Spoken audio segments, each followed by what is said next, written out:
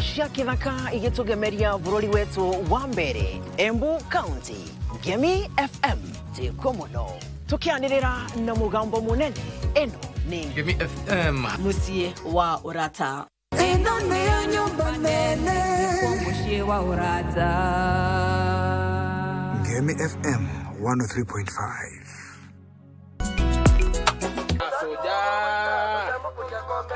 Katakata hizo vitunguu nyanya moja mbili tatu, alafu then leta maji unaongeza hivyo makuni inaanza kuwa rahisi. Acha buda hata amekuandikia ka message hapa inasema dear Ole Matope. Hiyo ndia naitangwa na watu wa simu peke yake. Nimepata na wewe watoto. Alafu akaolewa na serikali.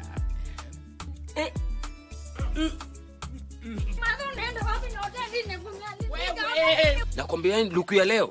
Hii hatari sana buda. Na hii yako kwani umeconfuse? Buda fungua macho. Angalia tuna 3D.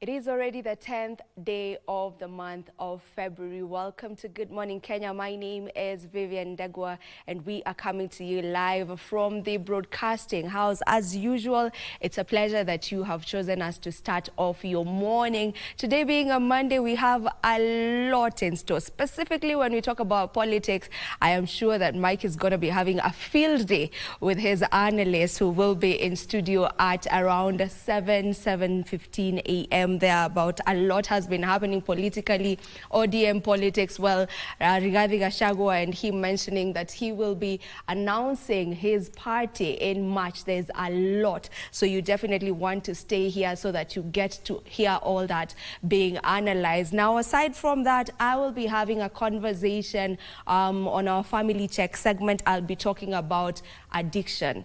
We are going to be understanding what addiction is all about, some of the types of addiction, and just how the situation in Kenya is at the moment matters addiction. And my topic of conversation will be battling addiction. I will be joined by Tracy Korugendo. She is a therapist and life coach. You definitely want to stay tuned for that exactly at 9 a.m. But before all of that, of course, Mike is in studio and Marie is also in studio. But as KBC and the whole of all journalists, we are in mourning after the loss of veteran journalist, that is Leonard Mambotella, well known for Who Knew Ngwana. And I will just allow my colleagues to at least say something concerning that. Mike? Yeah, a very good morning to you, Vivian, to everyone who is watching. Regarding Leonard Mambo, I think one of the things that I will remember him for is his impactful advice. You know, he used Who Knew Ngwana to advise people on social issues, political issues, and I think that rang very well with the masses, and it is one of the things that he will be remembered for. Started listening to Leonard Bambo when I was very young, and till to date, when I met him right here on KBC, you could tell that this is someone who knows what he's talking about, and more so, when it comes to giving impactful advice, he knew the platform that he had, and he had to reach the masses in the best way he could. And for that, he will be remembered as one of the best broadcasters that we'll have in this country. And of course, the journalistic fraternity is in mourning, and we hope that we wish the family all the best, and my condolences to the family. Marie, how do you remember Mambotella? Mambotella? Yes. Leonard Mambotella, for that matter. Yeah. There's a lot to remember Mambo for. First of all, a very good morning from wherever you're joining us. This is indeed a Good Morning Kenya. And just trying to, think about Mambo. He embodies so many things, especially for me and for Kenyans, at large. So Kenyans knew him for Jehu Nyungwana, he did sports commentary and all that, and definitely I also grew up listening a little bit to him, radio and all that. But at a personal level, because he was our colleague over here, Mambo was this person who never, can I say, I don't call it discriminating, but he really did not discriminate whether you're an older person or a younger person. For some of us who grew up listening to him, he still kind of just embraced us like his colleagues. And because I started this journey, if you remember, as a Swahili journalist, or at least Swahili presenter, yes. Mambo would always listen, and he would always give me feedback, and correct me like, what did I hear you say? Yeah. No, that's not the way to say, but he would say it in a very, nice way, a polite way and all that. But what I remember him for also is his laughter. Yes. Mambo, if you met him in the corridor, even if you're not there, you'd actually know that Mambo is somewhere in the corridors. Yes. So he had this, big and large laughter about him. And so it's a life well lived. 84 years is not a joke. After is it after 50 or after 60? After 70. You're told the others are bonuses. It's after 70, actually. Oh, after 70. Yes, after 70.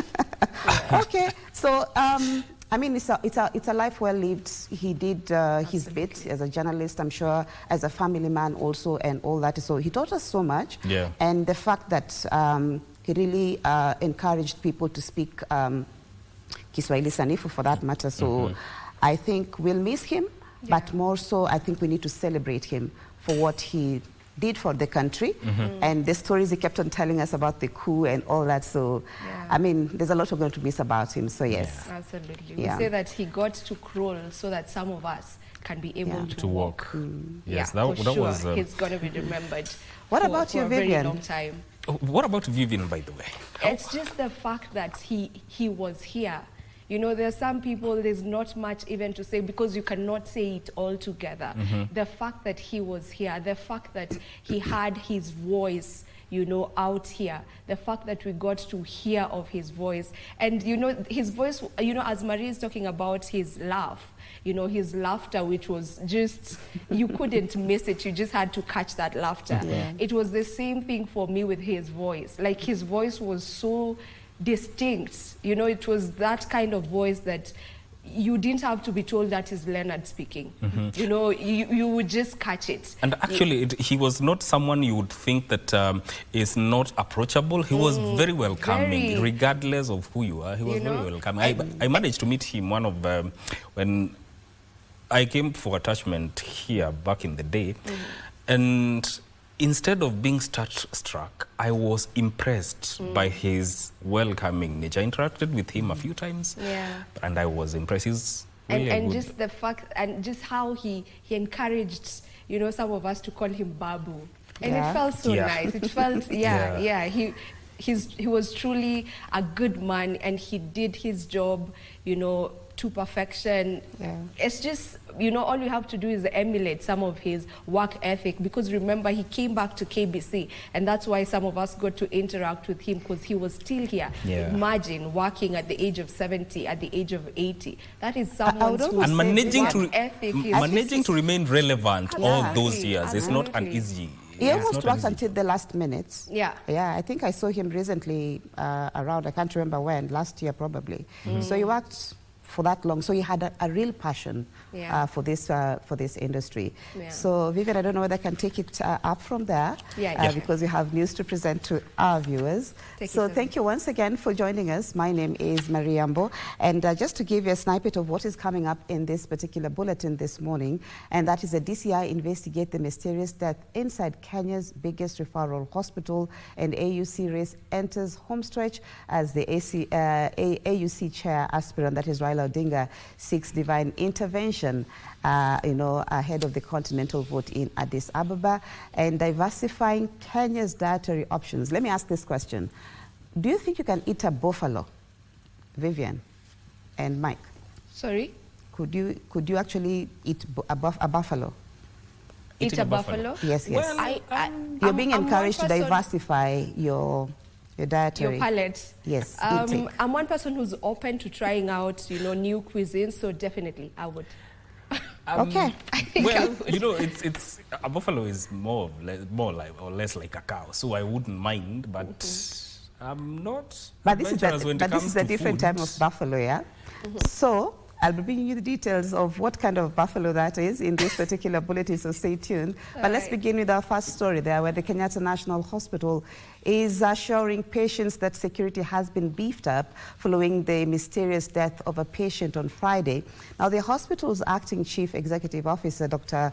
William Sigelai, says the matter has been taken up by the Directorate of Criminal Investigations. The incident has raised serious questions about the general safety of patients at Kenya's biggest referral hospital. I was there and I filed the following report.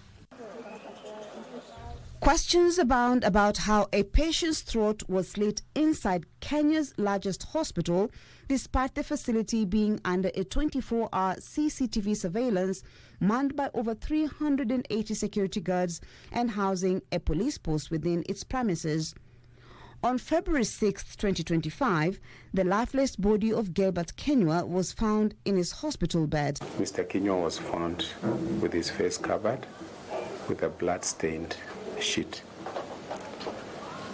Upon the nurse uncovering to check on him, the nurse discovered that this person was motionless with a deep cut on the frontal aspect of his neck. The hospital says no suspect has been identified so far. We actually do not have evidence that anybody walked in and committed a crime and committed the said crime. We know for a fact that the patient was murdered in the ward. According to the hospital's acting CEO, Dr. William Sigelai, security measures have been enhanced in response to the crime. We have engaged the National Police Service right now to also enhance their presence on the compound, and we are looking long term because this threat is very hard to predict. This is the second murder in 10 years at the hospital, the first occurring in 2015. Gilbert Kenywa, a trader, was admitted to KNH on December 11, 2024, after being referred from St. Mary's Hospital with a neurological condition that left him paralyzed in all limbs. His condition was particularly severe, affecting all his limbs, and therefore making movement difficult. He therefore required what we call total nursing care, which includes tube feeding. The case is now under investigation by the Directorate of Criminal Investigations, the DCI, as they work to uncover the mystery behind his death. Although the management of the Kenyatta National Hospital has assured the patients and Kenyans at large of enhanced security in the hospital, the murder incident has raised more questions than answers. Maria Mbo reporting for KBC Channel 1.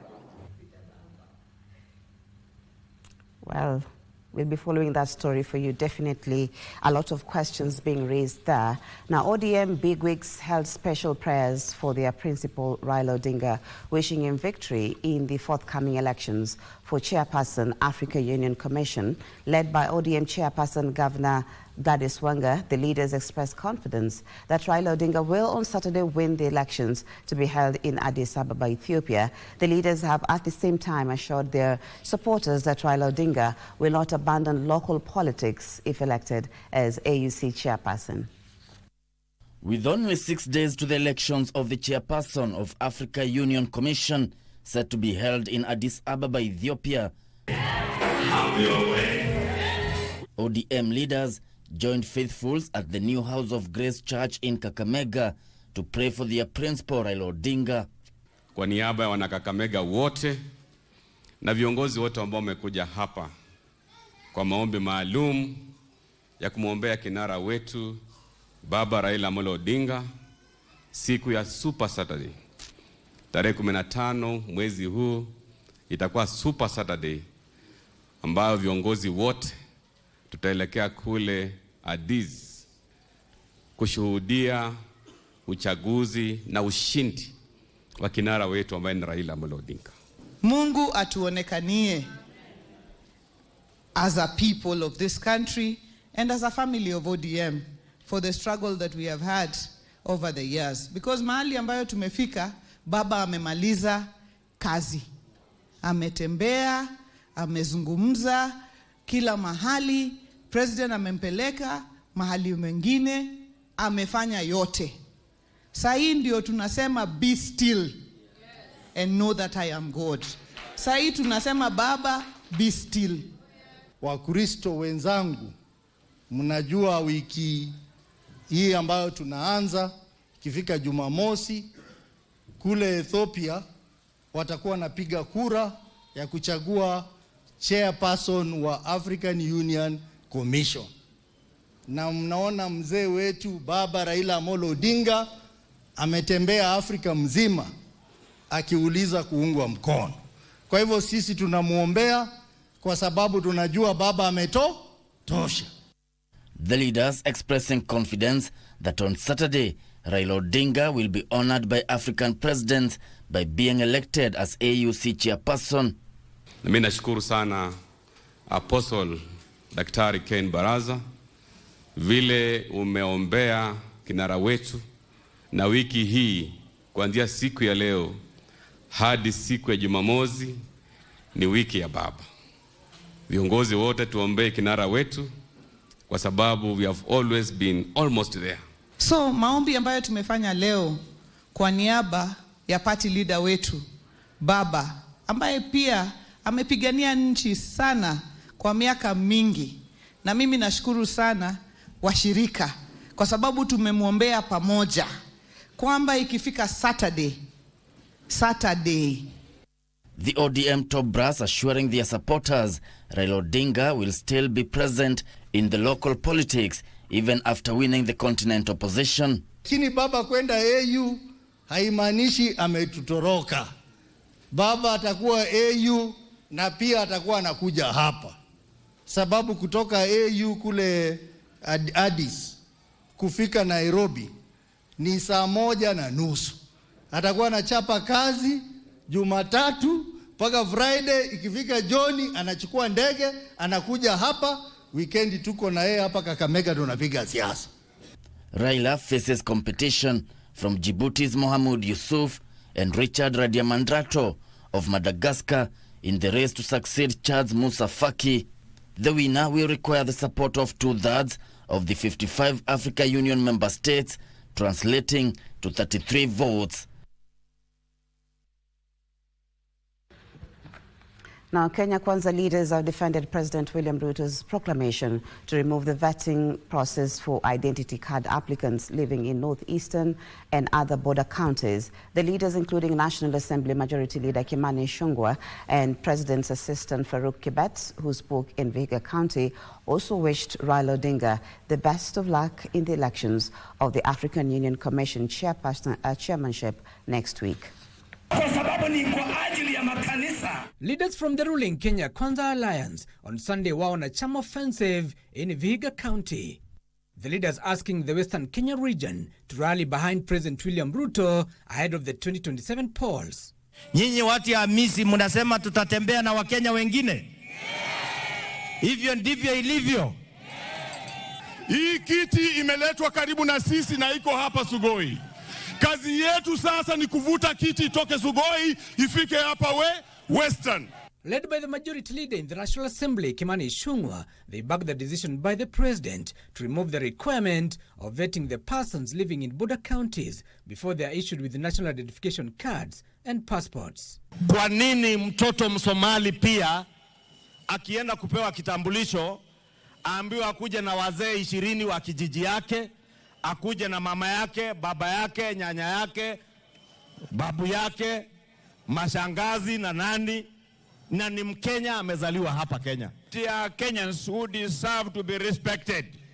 Na tunasema wakipatiwa vitambulisho wafuate sheria ile ya Kenya ya kawaida ya kutoa stakabadhi, na chifu anatia sahihi, unapata kitambulisho na kusonga mbele. It doesn't mean that it affects the stability and the security of this nation when those people are included in moving forward as a country. No one is advocating for any criminal to be served, but we are saying that all part of Kenya deserve to be served well.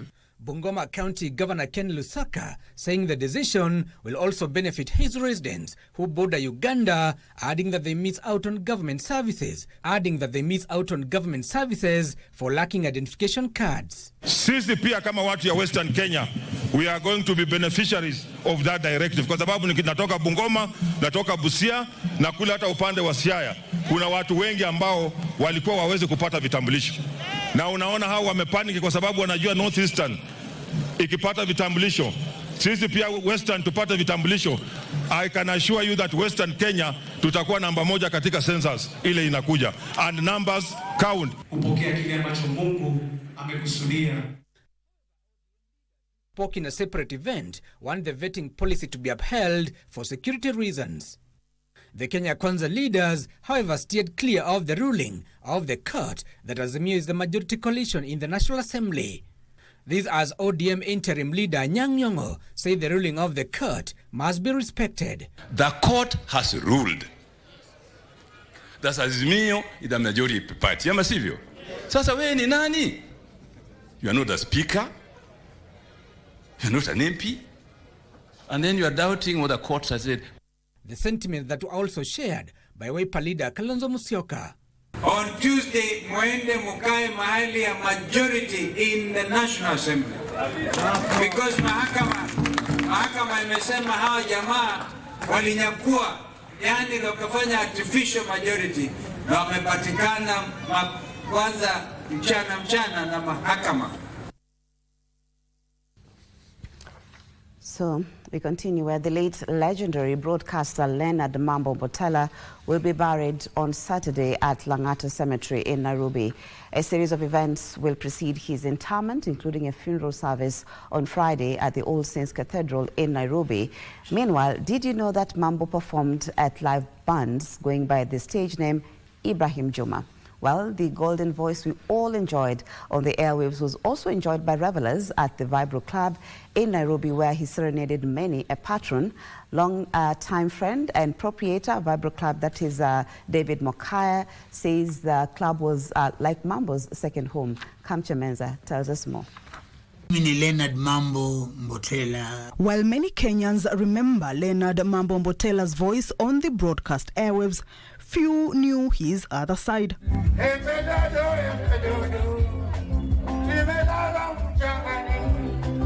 Mambo loved music and singing live on stage. This was his last live performance with the popular Maroon Commandos.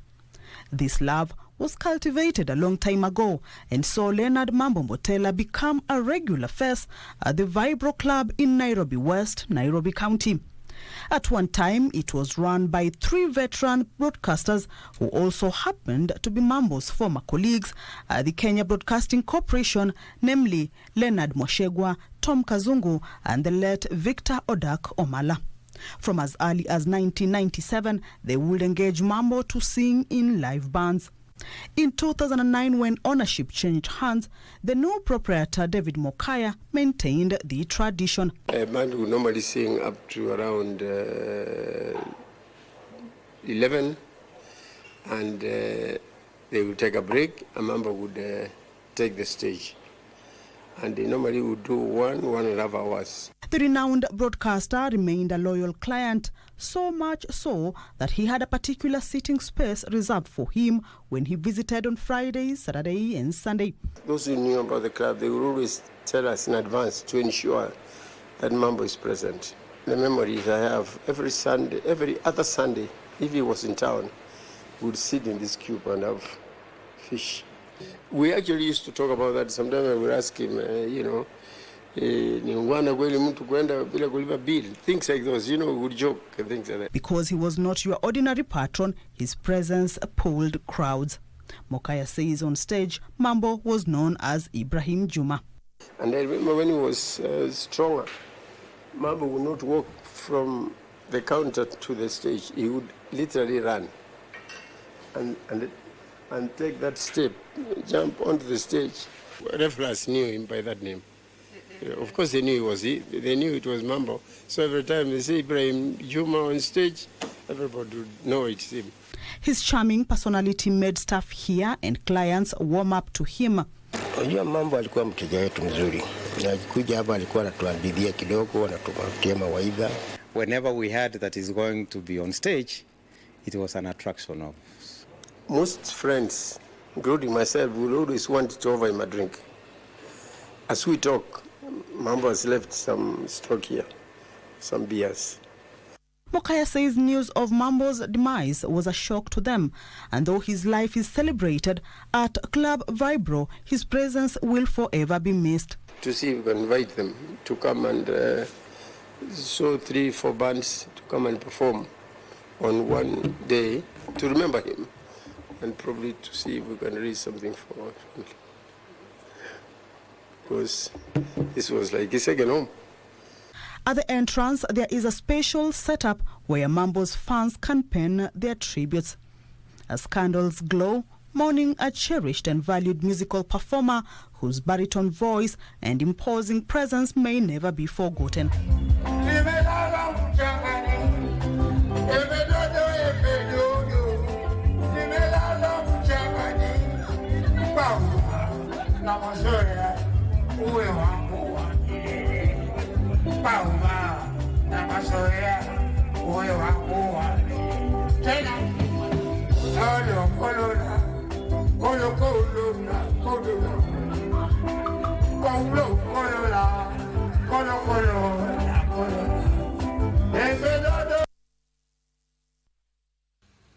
Indeed, we will forever cherish and celebrate Mambotella. She dedicated over 2 decades of her life to championing the rights and education of deaf children in Kenya, from a secretary's desk in Nairobi to the forefront of advocacy and institution building. And Buore Oginga's journey with the Kenya Society for Deaf Children is a testament to the resilience, leadership, and unwavering commitment. My colleague Edward Kabasa caught up with Anne at her home in Ongeng village, that is in Homa Bay County, and filed the following report. Anne Buore Oginga's career began on May 16, 1979, when she joined the Kenya Society for Deaf Children as a secretary. It wasn't long before her dedication earned her a new role, executive officer of the society, a position she held from August 1980 until her voluntary retirement on December 31, 1999. I got interested in seeing the deaf people, how they communicate. Then I got interested in working for the Kenya Society for Deaf Children. Even in retirement, her passion for service remained strong, leading to a 1-year contract that saw her continue in the same role until December 2000. I retired because I wanted to work for another organization that covered the whole Africa. But then I lost my dad, and I lost so many things happened to me, so I could not concentrate in doing that job. During her tenure, Anne played a pivotal role in shaping the future of deaf education in Kenya. Under her leadership, the society expanded its impact.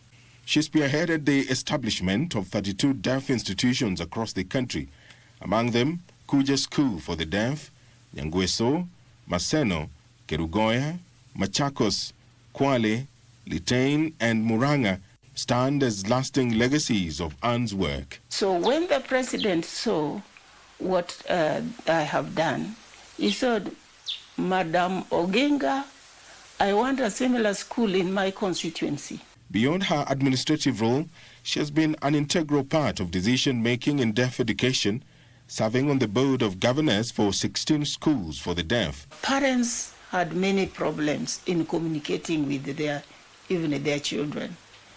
Even the schools that were existing, they had no how to handle these children.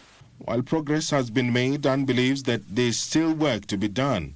She is calling for increased government support, better facilities and policies to ensure that deaf children receive the quality education they deserve.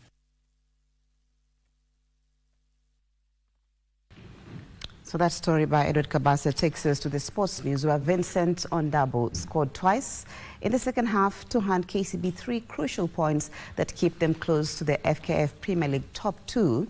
KCB defeated Morangasil 2-0 to move them to 32 points, 6 points behind leaders Kenya Police and Tusker FC, who sit first and second on 38 points each. Mara Sugar came from a goal down to thrash FC Talanta 4-1 in the second match played yesterday. Despite leading 1-0 at halftime, Talanta could not keep up with the waves of attacks from Mara Sugar in the second half, as they conceded 4 times to miss out on a 5th win of the season. It was the 7th win for Mara Sugar, who now have 25 points, having played 20 matches. No goals were witnessed in the game between Kakamega Homeboys versus Ulinzi Stars and FC Leopards against Kariobangi Sharks. Posta Rangers defeated Shabana FC 2-1.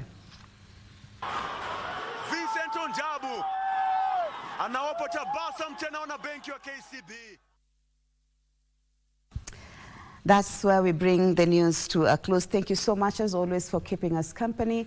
Remember, we'll be following up various news, stories for you today, including the Departmental Committee on Health to meet with the representatives from SHA to discuss delays and gaps in health in implementing the Social Health Insurance Fund. And also, as I already mentioned in the story earlier, ODM leader Raila Odinga will be heading to Ethiopia for the AUC chairmanship elections, and he faces 2 candidates, that is Mahmoud Ali Yusuf of Djibouti and Madagascar Richard Mandrato. We wish him all the best in that, but we'll bring you all that, including other news from around the country. My name is Maria, and I hope to see you again tomorrow.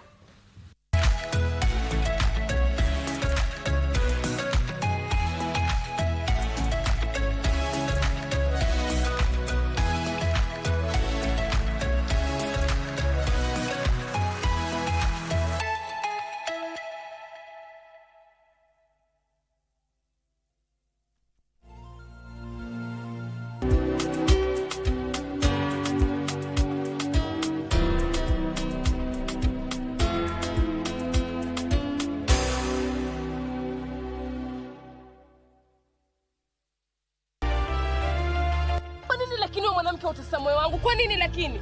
Leo nitakumaliza. Nuru. Mimi kama kiongozi wenu, mimi nawaahidi kwamba nitawajengea hospitali nyingine. Kamwambie kama hakukupata wakati ule, sasa ndo hawezi kukupata kabisa. Mimi nimesema tu leo nitalala kwa Karembo. Jua tu kwamba kuna kitu muhimu kimepotea humu nyumbani. Nini basi na kimpotea wapi? Nakuuliza pete yangu iko wapi? Are you a talented artist? Or are you passionate about a topic you want to discuss? But money can be very hard to find for an upcoming artist. Don't worry, Studio Mashinani has got your back. Sign up on ajira.co.ke to book a session with your music and video producers across the country. Work on your music, jingles, spoken words, and even podcasts to realize your dream. All for free. Studio Mashinani, Radani Talent.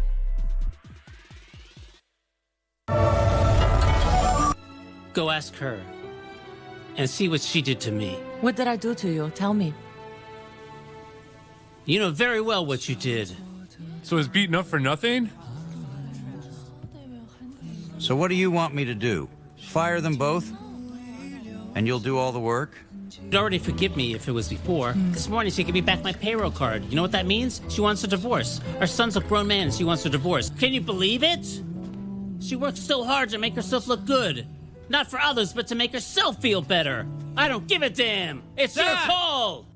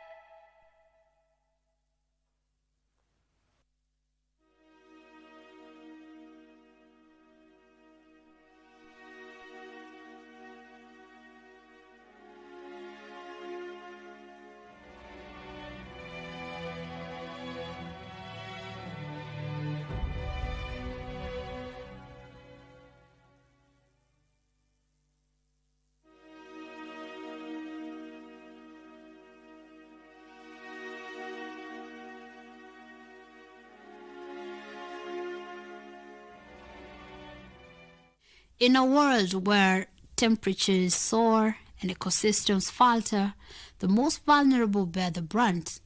Among them, women and children who face perilous journey through the changing climate.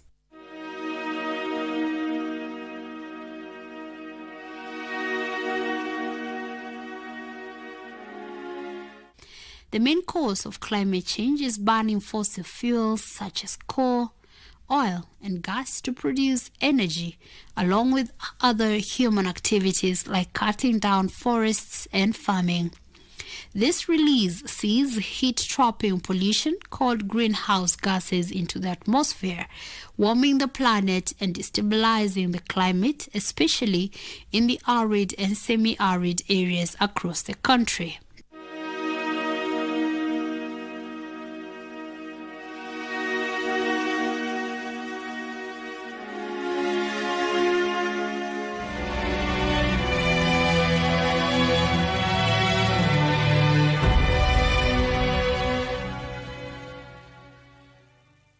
The climate change in these areas has significant impacts on both women and children, and some of the effects in children include health risks such as severe droughts, floods, and air pollution, which expose children to malnutrition and diseases. Children often lack access to essential services like clean water, sanitation, and healthcare, and as climate change disrupts ecosystems, children are growing up in an increasingly hazardous world, threatening their health, nutrition, education, and overall development.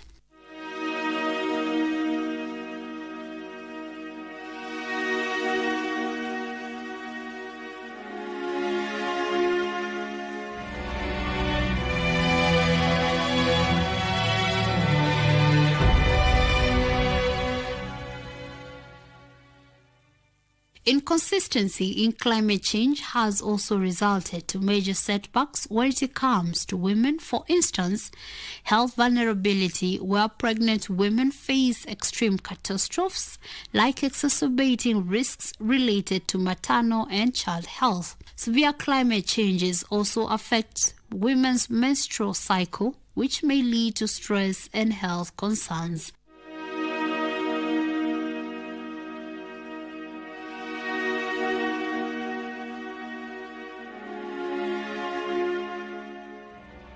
Despite these climate change drawbacks, there are several solutions to protect women and children in the semi-arid and arid areas from the intense impacts of climate change, like developing and implementing policies that consider gender-specific vulnerabilities and needs. Promoting climate change literacy in schools and communities to help empower women to make informed decisions is another step to help protect women and children from severe climate change impacts. The government has put in measures to transition to clean energy sources to reduce air pollution and mitigate climate change, as well as improve access to clean water and sanitation facilities to help curb the issue of water scarcity and poor sanitation during climate changes. This will help promote both women and children well-being. Remember, change can only begin with you and me.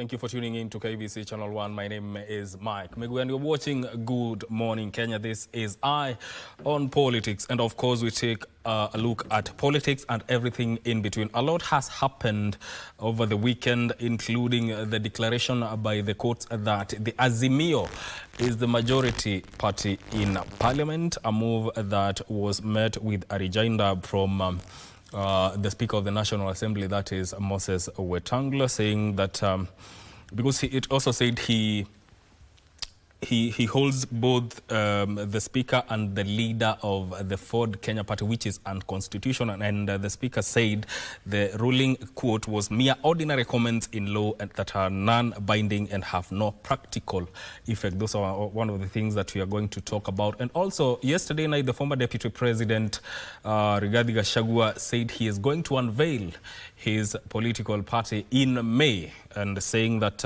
keeping the name of the party under wraps is a strategic move for him for now. And also, this week is a defining week, especially in the political landscape within the country, given that the AUC elections are slated to happen on the 15th and 16th of this month. That is the coming weekend, the weekend of this week. Now, that is going to have a political impact on an impact on the politics within the country in terms of alignments and realignments. And also, Wiper leader Kalonzo Musyoka has called on Azimio leaders to take up majority leader positions within parliament. That is going to take, we're going to see how that pans out, given that the parliament is supposed to resume tomorrow. That is one of the things we're going to look at. But before we get in today's conversation, I'm going to take you through the front pages of our local dailies. And I'll start with The Nation. Kwaheri. His Highness Aga Khan, this is what is captured on the front page of the Daily Nation. Read that story on page 2, 3, 4, and 5 of the Daily Nation. And Presidential Ruto. This is what is captured on the front page of the Standard newspaper. President William Ruto's sharp tongue is causing ripples across the country, from branding critics, quote, stupid, to invoking, quote, evil spirits in his rhetoric is drawing backlash from clergy, lawyers, and political analysts. Once seen as a pious leader, his unfiltered remarks now raise questions about leadership, tolerance, and statesmanship. That story is told on page 4 of the Standard newspaper. From Ethiopia to South Africa, the dark web of JKIA smugglers. Human trafficking syndicate at JKIA has been exposed after 3 Ethiopians were smuggled through the airport with alleged help of airline and immigration officials. A magistrate has questioned a botched investigation, raising concerns about high level of complicity in the illicit trade that exploits vulnerable migrants. That story is told on page 6 and 7 of the Standard newspaper. Let's now move to the Star.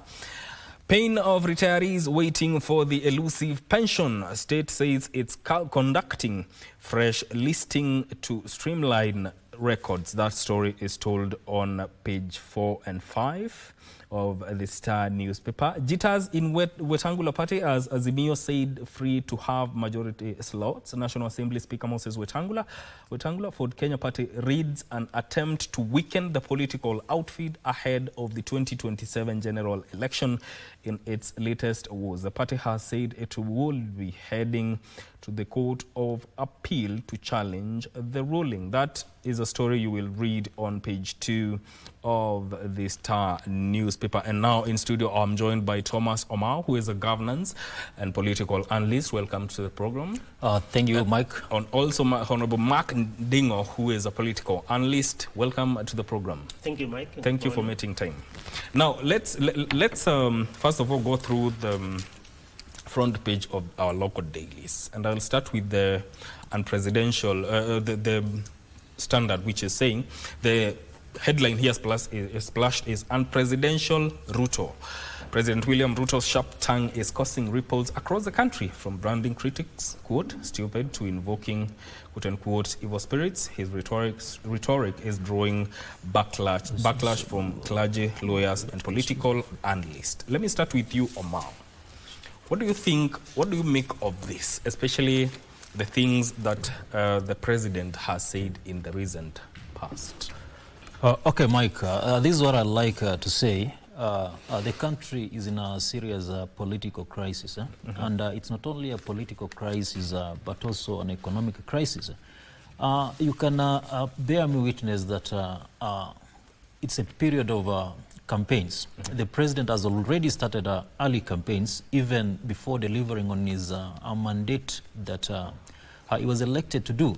So I can put it this way, Mike, that we are in a season of mass hysteria and empty political grandiloquence, especially by the bourgeoisie of this country.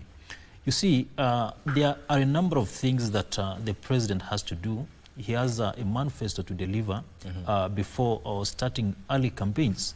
You saw what he was doing in Northeastern recently. He had actually begun on a high note. He has begun on a high notch.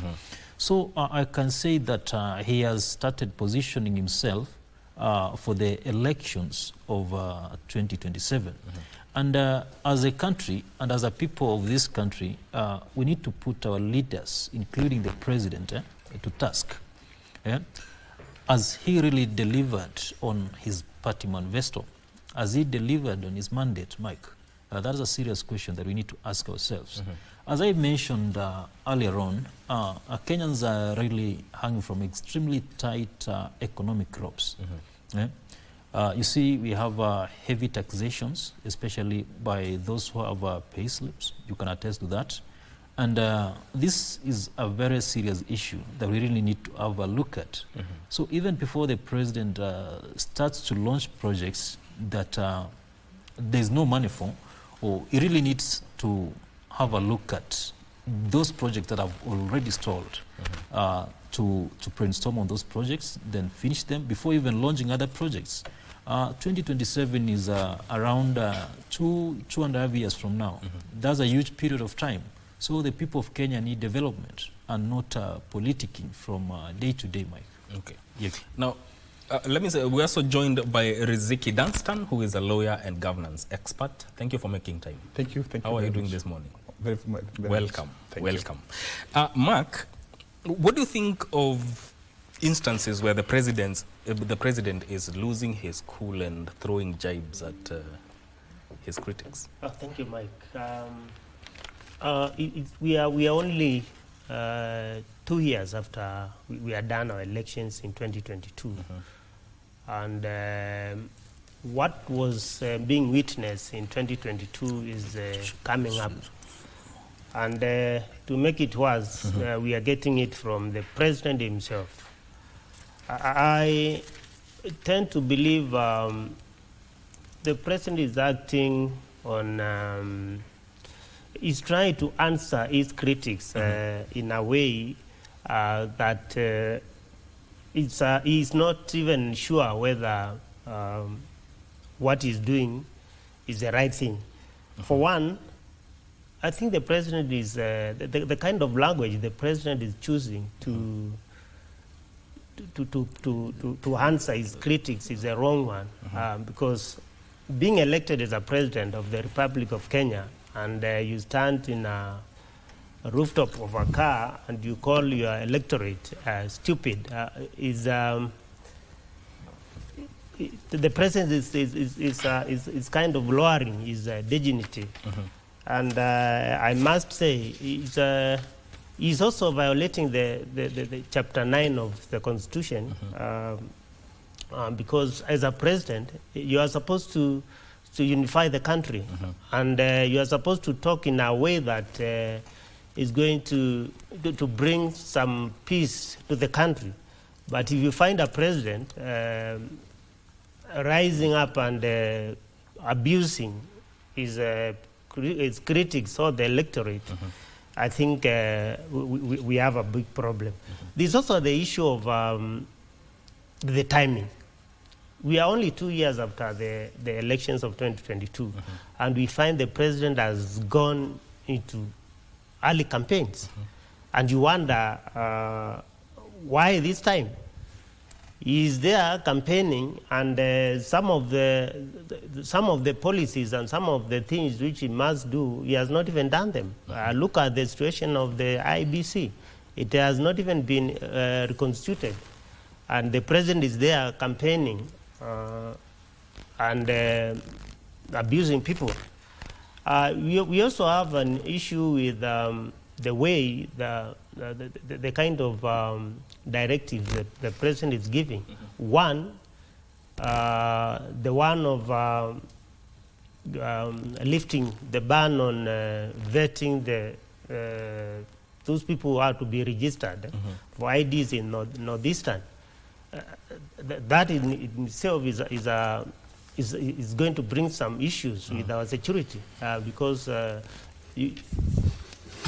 former presidents could not be wrong when they brought that issue of vetting those who are supposed to be registered in Northeastern. So I find it a great security risk, and the president should rethink about the issue and let the process follow the right channels, so that we don't have an influx of foreigners who are going to be registered with IDs. Yes. So I think the president needs to tone down on the rhetoric, and he also needs to check his language because he's supposed to lead the people and work on his manifesto as opposed to campaigning and abusing people. Okay. There's something that Mark Ningo has said about violating Chapter 9 of the Constitution. From your standpoint as a lawyer now, how do you see the president's speech? Does it violate the Chapter 9 of the Constitution? First of all, a president is a symbol of national unity. Thus, the diction and the choice of words at all times should signify the stature of the office of the presidency. Therefore, at times, I think, from my perspective, is that the protocol persons in charge of the president's diary or the president's itinerary have put him in a situation whereby he is always on a campaign mode. And the aspect of being on a campaign mode has disadvantaged him because at every moment, he's either rebutting or replying to a particular accusation or allegations, thus creating an atmosphere that puts him at loggerheads, more so in attempts to reply to everything. So at one point I'll blame those around him, because leadership sometimes is not about just an individual, but the entire institution. So that when you have a president, and you are a president of the Republic of Kenya or any other republic, you don't need to have your diary back to back, so that you're not put in a situation whereby you're replying to every Tom, Dick, and Harry, because it is unpresidential for that matter. Therefore, it is probably uncalled for, and probably it's time that the president should maybe call his house in order and see that he is presidential to that matter. Two, on the aspect of the ban on presidential on the vetting in Northeastern and other border counties, the High Court had also ruled on the same, requiring that the vetting is unconstitutional, more so for the people born in Kenya and all that. And the High Court's ruling was not specific to a particular region. And probably the aspect of the president going ahead to lift the ban on the vetting, looking at it vis-a-vis the constitutional provisions on the right of citizenship, and that Article 13 of the Constitution, it also gives almost similar nature of provisions, in the sense that if a child is born in Kenya below the age of 80 years, then that child will be alluded to be a Kenyan citizen. What ought to really happen to balance between a right and a privilege, for that matter, is that there are other acts that are in place. So the president's action, if you really our country changed. After the 2010 Constitution, Article 10 of the Constitution provided public participation. So I also expect that somebody somewhere will challenge the executive order on the ban on on the vetting of nationals for purposes of getting the ID. Thus, the thinking, the legal persons around the presidency are also failing him, because looking at it, we cannot have just executive orders. And like other countries, for us, we have a constitution that is slightly watertight in terms of how do you execute public, such kind of decisions. And public participation is a key anchor under which any law or any order, for that matter, is going to really base on. So having laws or having executive orders without public participation, you are alive to considerable challenge. Two, there are various laws governing immigration issues. There are various laws governing how do you, for example, how does that executive order sit with other laws, vis-a-vis other laws that really govern that. So we are in a situation, probably, I think the legal advisors around the presidency are letting him down and really exposing him to ridicule, because I foresee a situation whereby the executive order will be challenged and it will be upheld vis-a-vis the other laws that probably are being made without executive consultation with the legal provisions of the law. Okay. Omao, do you think this matter has been politicized? And what was the best approach to this matter? As our Wakili has said, there are rules and regulations around that subject. And the president, and for this matter, Mike, we need to fault the advisor. That's the principal legal advisor to the government. That's the Attorney General. So it's either the President of the Republic of Kenya has refused or has refused to take in that advice, because these are serious matter that is likely to cause a lot of jitters and security issue in the country. So I think, as Wakili has said, the president needs to follow the law and also take advice from those constitutionally mandated to advise him as the head of state. Yes. All right. Now let's look at what is making headlines on the front page of the Star newspaper. Pain of retirees waiting for the elusive pension. State says it's conducting fresh listing to streamline records. Lost billions. In 2019 census exposed at least 40,000 ghost pensioners. What's your take on that, Mark? Yes. I think pension has always been an issue, and we've witnessed so many times the control of budget raising issues with the high rocketing demand for payment of pensioners. And I think the issue has always been corruption and the lack of having our priorities right. Because if somebody can work for some years and when the time comes for that person to retire, he finds it difficult to get his pension, then the leadership and those who are concerned with the releasing of those funds, I think need to be put into question. Because if you look at the situation at our country, so many things are being done which are not a priority. We have a big chunk of our resources are being spent on some things which are not even useful to our Kenyans. A good example is the kind of cash which is being used by the executive in these campaigns. You'll find at a given time, like last week and the last 2 weeks, he went to Western with all of his cabinet. And every time he's in a rally, you find him with all those cabinet ministers. And the kind of money they are spending is a lot of money. So I have an issue with the kind of expenditures we are getting for the government. And I think if we can put our priorities right, we can solve this issue of paying our pensioners. Because if you fail to plan for your retirees, then you are not planning for the future generation.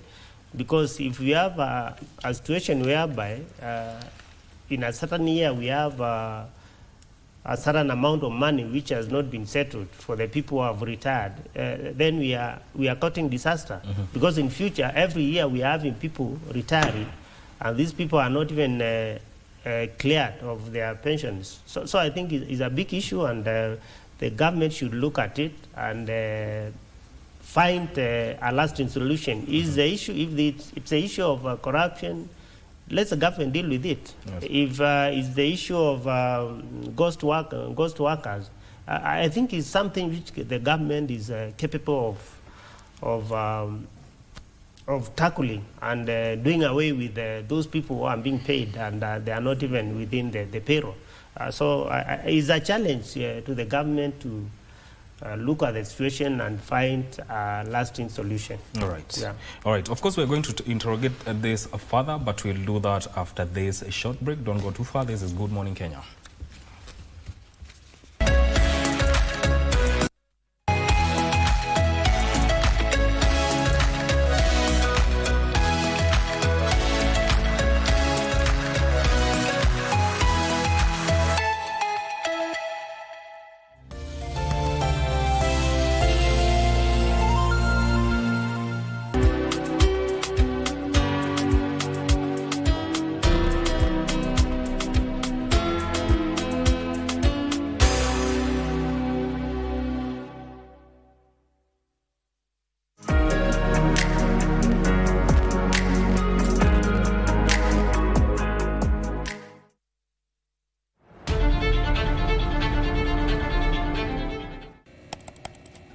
Technology has become a crucial part of our society. Without technological advancements, so much of our everyday lives would be drastically different. As technology develops, it strives to fulfill the changing needs of society. This means that technology exists to help us achieve the things that we wouldn't be able to achieve without it. Take on Tech looks at the advantages and downside of technological innovation in a world that is becoming increasingly dependent on new digital technologies. Every Monday at 10:30 p.m.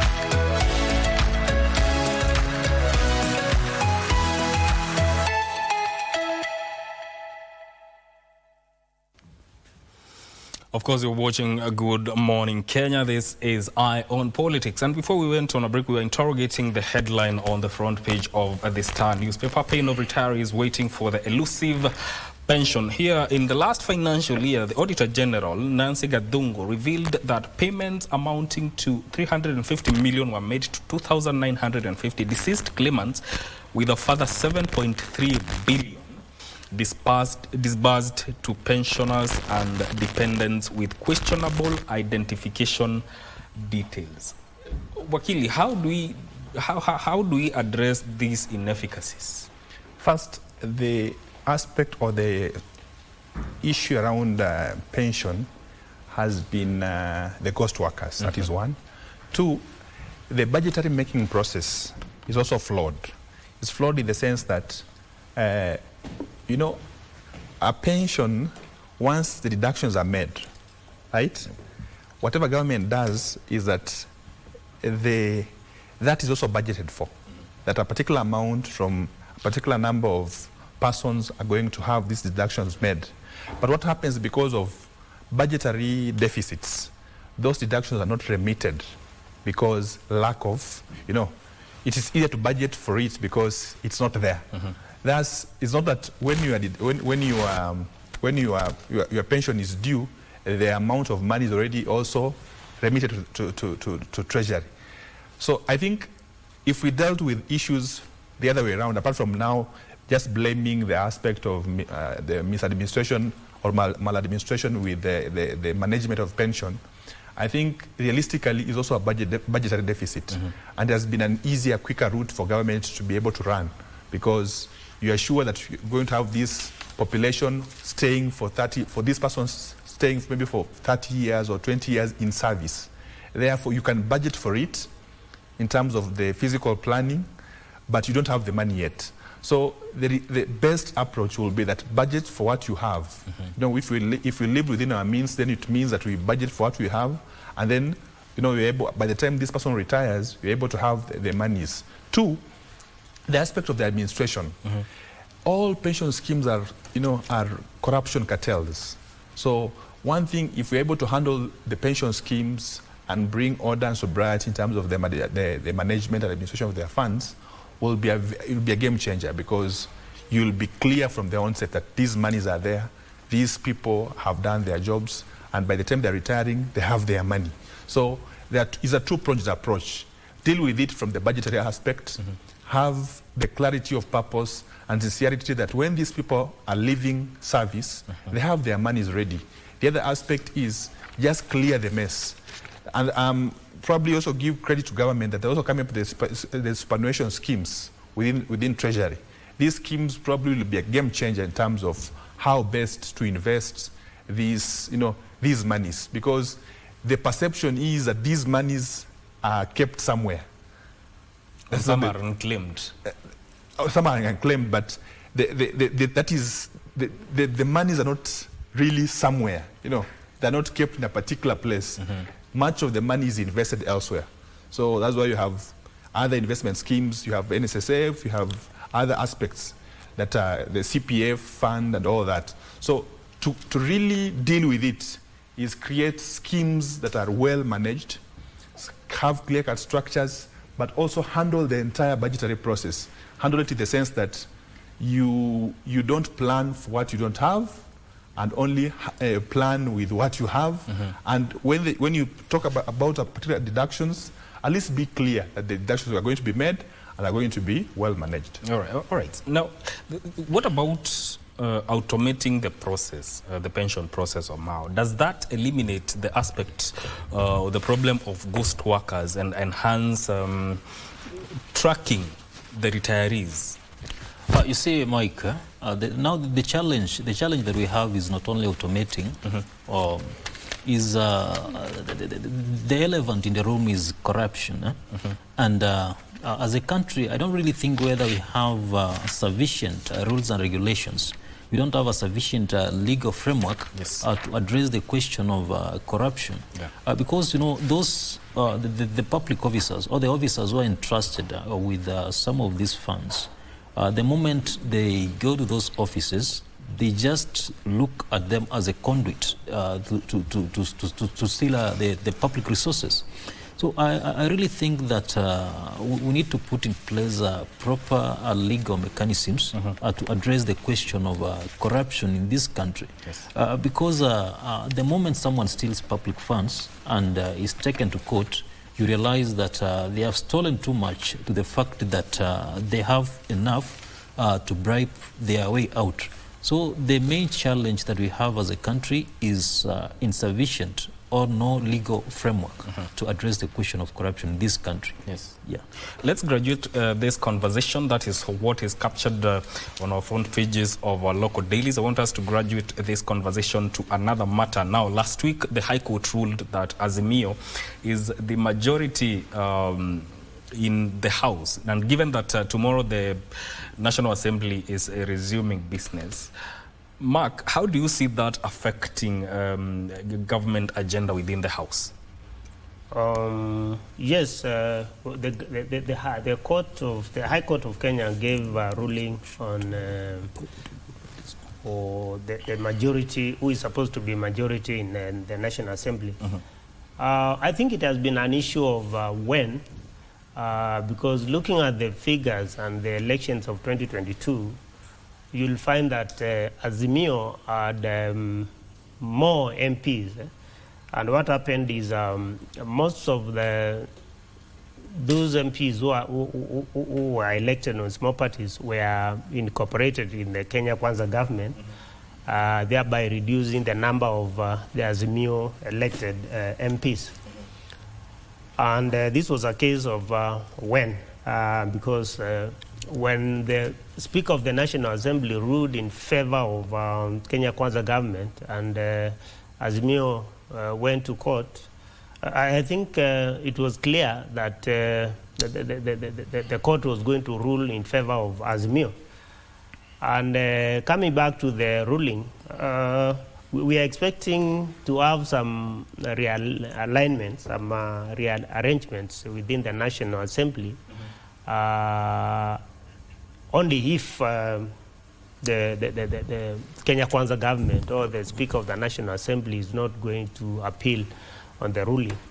Because if he goes to court and appeals the ruling, I think he probably is going to ask for a stay order, so which are going to give them some time to wait so that the court can rule. But I think currently what is supposed to happen is the Kenya Kwanza government should relinquish the majority, the majority leadership to the Azimio. That means Junaid Mohammed is supposed to take up the majority leadership, and Ichungwa is supposed to take the minority. But that one is also going to be, we are going to also to wait and see, because looking at the current situation whereby we have a broad-based government, we don't know the reaction of ODM, because already we have one part of ODM which is in government, another part of ODM which is in the opposition. So the part which is those who are within the government might decide to say we are already in government, so we are still the majority. So it's a question of wait and see, and I suspect that the Kenya Kwanza government is not going to let it go easy, because they want to have that majority so that they can continue to dominate the bills and everything in the National Assembly. All right. Wakili, you know, even Kalonzo Musyoka, who is a Wiper Party leader, has urged Azimio MPs within the House to take up the majority seats in the House. Is there going to be a showdown tomorrow in Parliament? It's easier said than done. One is that that being a decision of the High Court is subject to appeal.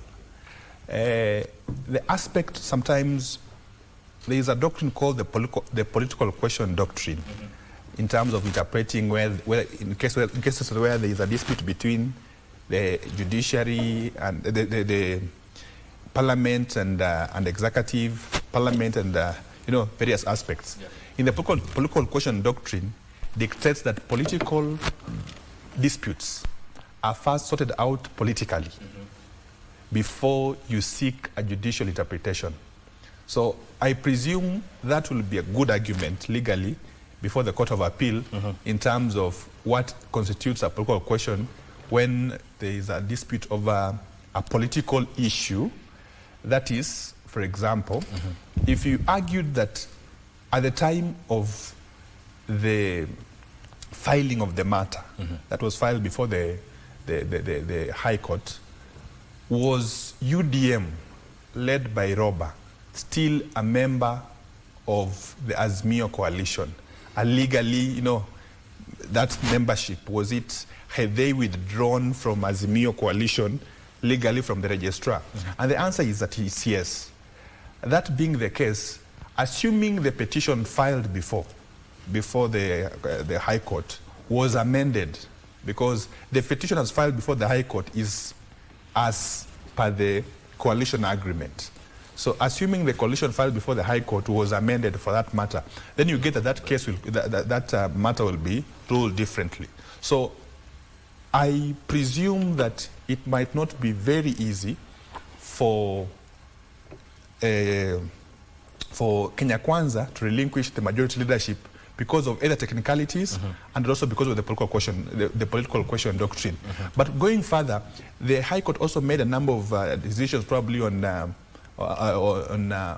the viability of the Speaker to hold public office and equally hold a political office.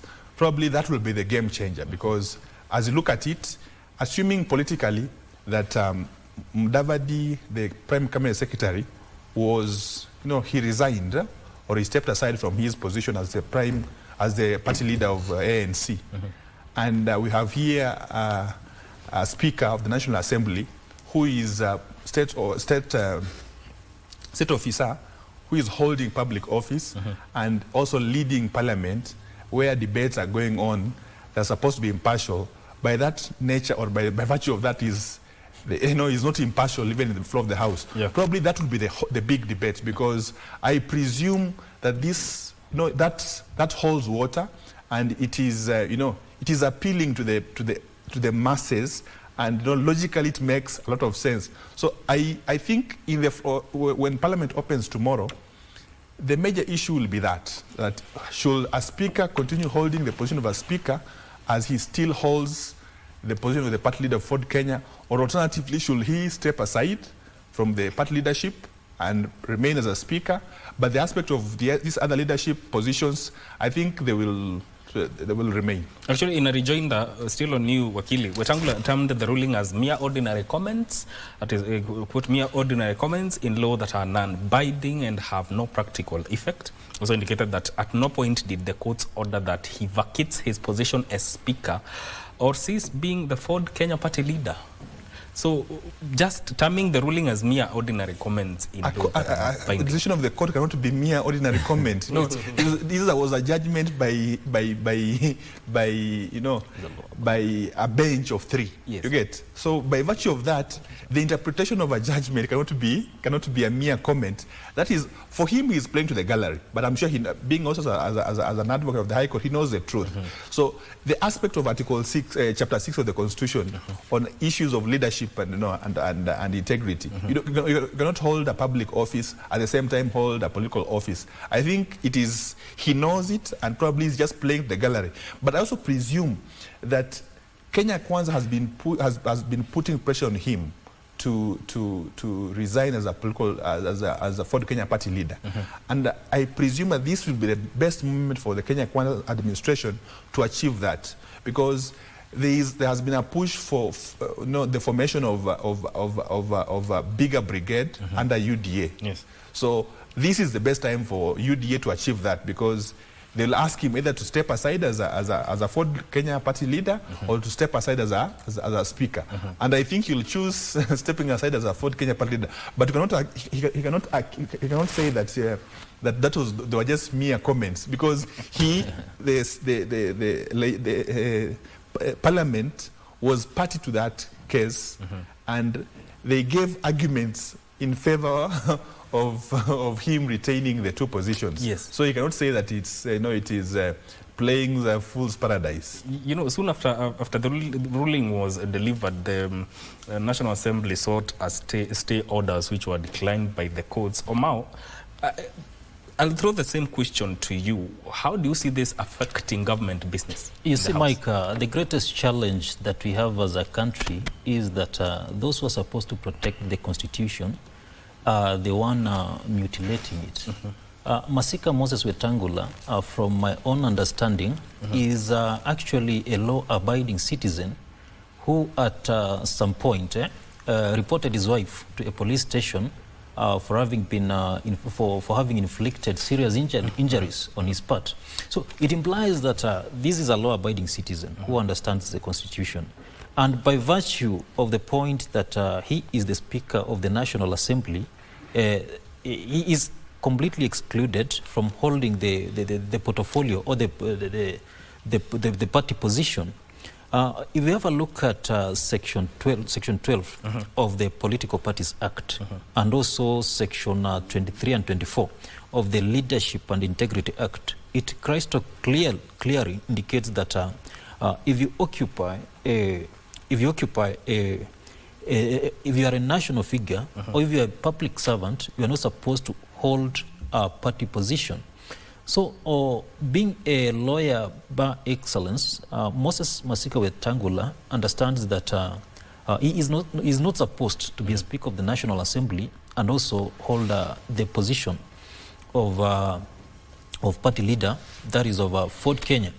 So, Mike, what I can comment about that is that the elections of the AUC chairmanship on Saturday, as you mentioned, the outcome of that election will now shape the political events in this country going forward. Because if Raila Amolo Odinga doesn't succeed, then most probably he'll come back and pull his troops to his side, and most probably they'll rightfully take what belongs to them as a mere coalition, including impeaching the Speaker of the National Assembly. Yes. Now, you know, the UDA has... the court judgment does not alter the fact that UDA has superior membership in the House, but still assigned Azimio as the majority party in the House. And there's also some parties within Azimio that ditched Azimio and went to opposition during because of the dalliance of ODM's party with the government. Will that have any serious political ramifications? Yes, for UDA to have enough numbers, as I'd said earlier, we had some political parties which initially went to elections in coalition with Azimio, and later, after elections, they jumped ship and formed a coalition with UDA.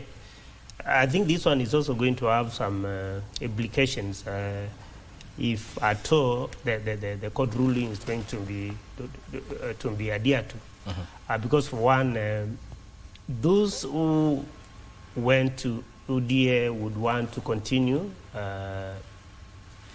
working with UDA government, and that in itself is going to give the numbers. The Azimio is claiming to have the majority, some shaky grounds to claim their numbers. But I think if they are going to put an appeal and they are going to be given some stay orders, this one will give the UDA some more time to try to look for numbers, because I'd said I don't think Kenya Kwanza government is going to relinquish the majority status. That simple, because they would want to continue to dominate their National Assembly. Then there is also the issue of the ruling. The ruling was done by the High Court, so I can see the case dragging to the Supreme Court, and this also is going to delay. Maybe for a year, and if it goes to the Supreme Court, that means it could even take up to next year, which will be too close to the elections of 2027. So all in all, I think the ruling is good for Azimio, but how they are going to reclaim it, I think that's where the issue is. Then I think I need also to say about the Speaker of the National Assembly. The easier way for Wetangula, I'm very sure, is going to relinquish the Ford Kenya chairmanship. Because if you look at the two seats, you cannot be a leader of a political party and at the same time you are a state officer. Actually, it was termed unconstitutional. It's unconstitutional. And it's true, the court did not declare him unfit to hold that office. It only gave a ruling. So it's upon him to decide which seat he's going to relinquish. And the easier one, I think, is the leadership for the Ford Kenya party. Yes. And I think also there are some other implications going forward. Because listening to Orengo, who is an ODM member, 2 days, I think he said this is the time for the Azimio to take their position in the National Assembly. And that tells you that the Azimio, not the Azimio really, the UDA or the Kenya Kwanza government are in shaky grounds because the timing also is also going to have some issues, because if you look at this week, we are going to have the elections of the AU chair, and if at all the party leader of ODM is not going to get the position of the AU chair, I'm very sure when he comes back, he would want to reclaim his position, and he would want to have his MPs as a majority in the National Assembly. So in both situations, I think we are going to have an interesting time this week and the coming days. Indeed. And Wakili, does this ruling, or say for instance, Kenya Kwanza relinquishes these seats in the House, does that reinvigorate the opposition in Parliament? In Parliament, I think with the broad-based government as it is, the minority leadership, which is now the official opposition in terms of the legal structures and the legal framework, I find it still dead. And it's dead as a dodo, and you cannot even resuscitate it, because the opposition is not a position. The opposition is the willingness to hold government to account.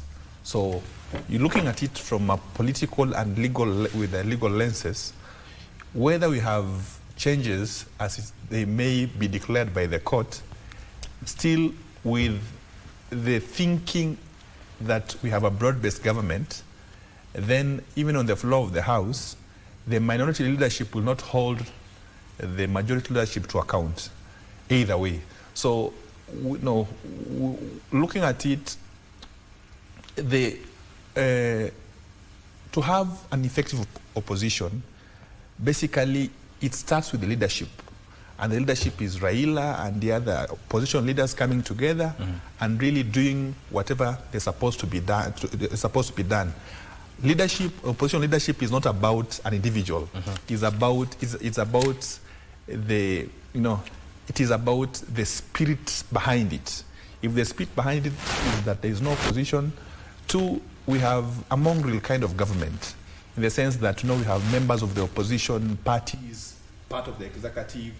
I know that is the imbroglio within the ODM and the ODM party. So you don't expect much. Don't expect much from the ruling, whether it is whoever relinquishes. But as my colleagues have alluded to, much will be determined whether Raila wins the AAU seat or loses. But I think whether he wins or loses, we are going to see an emergence of a new crop of leaders within the opposition, either to fill up the gap that has been probably left, or the alternative, to Raila will come back and also give it the necessary oomph towards having the country held accountable. But you are seeing new leaders, the likes of Sifuna, Babu Owino. These are guys who are also probably trying to make a political statement in terms of just being leaders of the opposition. And that, either way, you will see a new crop of persons who will hold government to account, whether Raila wins or loses. So we are in a moment that we are going to see new things. We're going to see new things, new approaches to issues. We're going to see more active leaders. We're going to see new thinking in terms of how the opposition ought to be done, but not on the people holding those oppositions, those positions, whether it is minority or majority. And most likely to remain, because I don't see the goodwill. I don't see the goodwill to obey the court order, assuming even if it went up the Supreme Court. But also looking at the timings, the Court of Appeal to take maybe a year or so. If you go to the Supreme Court, it's another maybe 1 year or so, and it'll already be in 2027, and it might not be forthcoming. So it's a longer route. The best route is have other players within the opposition come up and hold government to account. Omar, do you see Kenya Kwanza relinquishing this seat? I think, Mike, there will be serious political implications if it relinquishes those seats. Because even the president himself, from where he'll be sitting at the house on the hill, he won't be sitting there comfortably knowing that he doesn't have numbers in both houses. So what I think he'll most probably do, he'll have to strategize so that these cases drag on in the courts as he buys time going to the 2027 elections. Because he will not be having those numbers within the National Assembly and also Senate. Most probably the government agenda will not sail through the National Assembly and also the Senate. So what I think they likely do is to buy time, go to the courts, and try to drag these cases until 2026 and also 2027. So from where I sit, I can comfortably say without any fear of contradiction that the Kenya Kwanza will not relinquish these portfolios. Yes. Indeed. And that is a matter that we'll be following and inform you accordingly. We take a short break. When we come back, we continue with the conversation on Eye on Politics, and we look at the AUC elections that are slated for Saturday. Stay with us.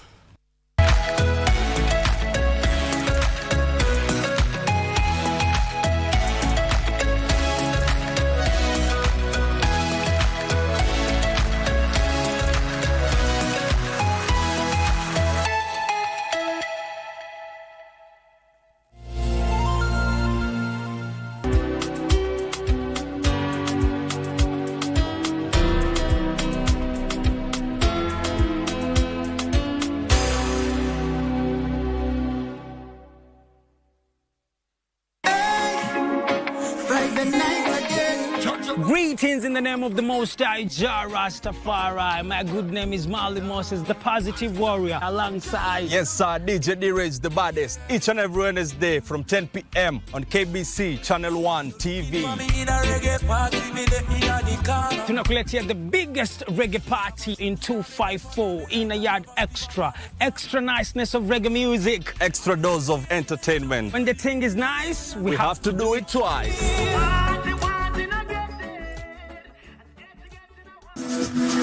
Got the fear of missing out?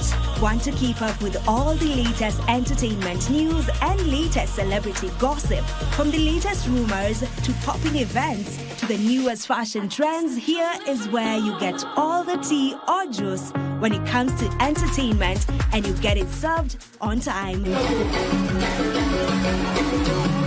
All that and so much more on Grapevine every single Monday from 10 p.m. and a rerun every Tuesday from 2 p.m. only on KBC Channel 1. Remember, if you did not see it on Grapevine, then it most probably never happened.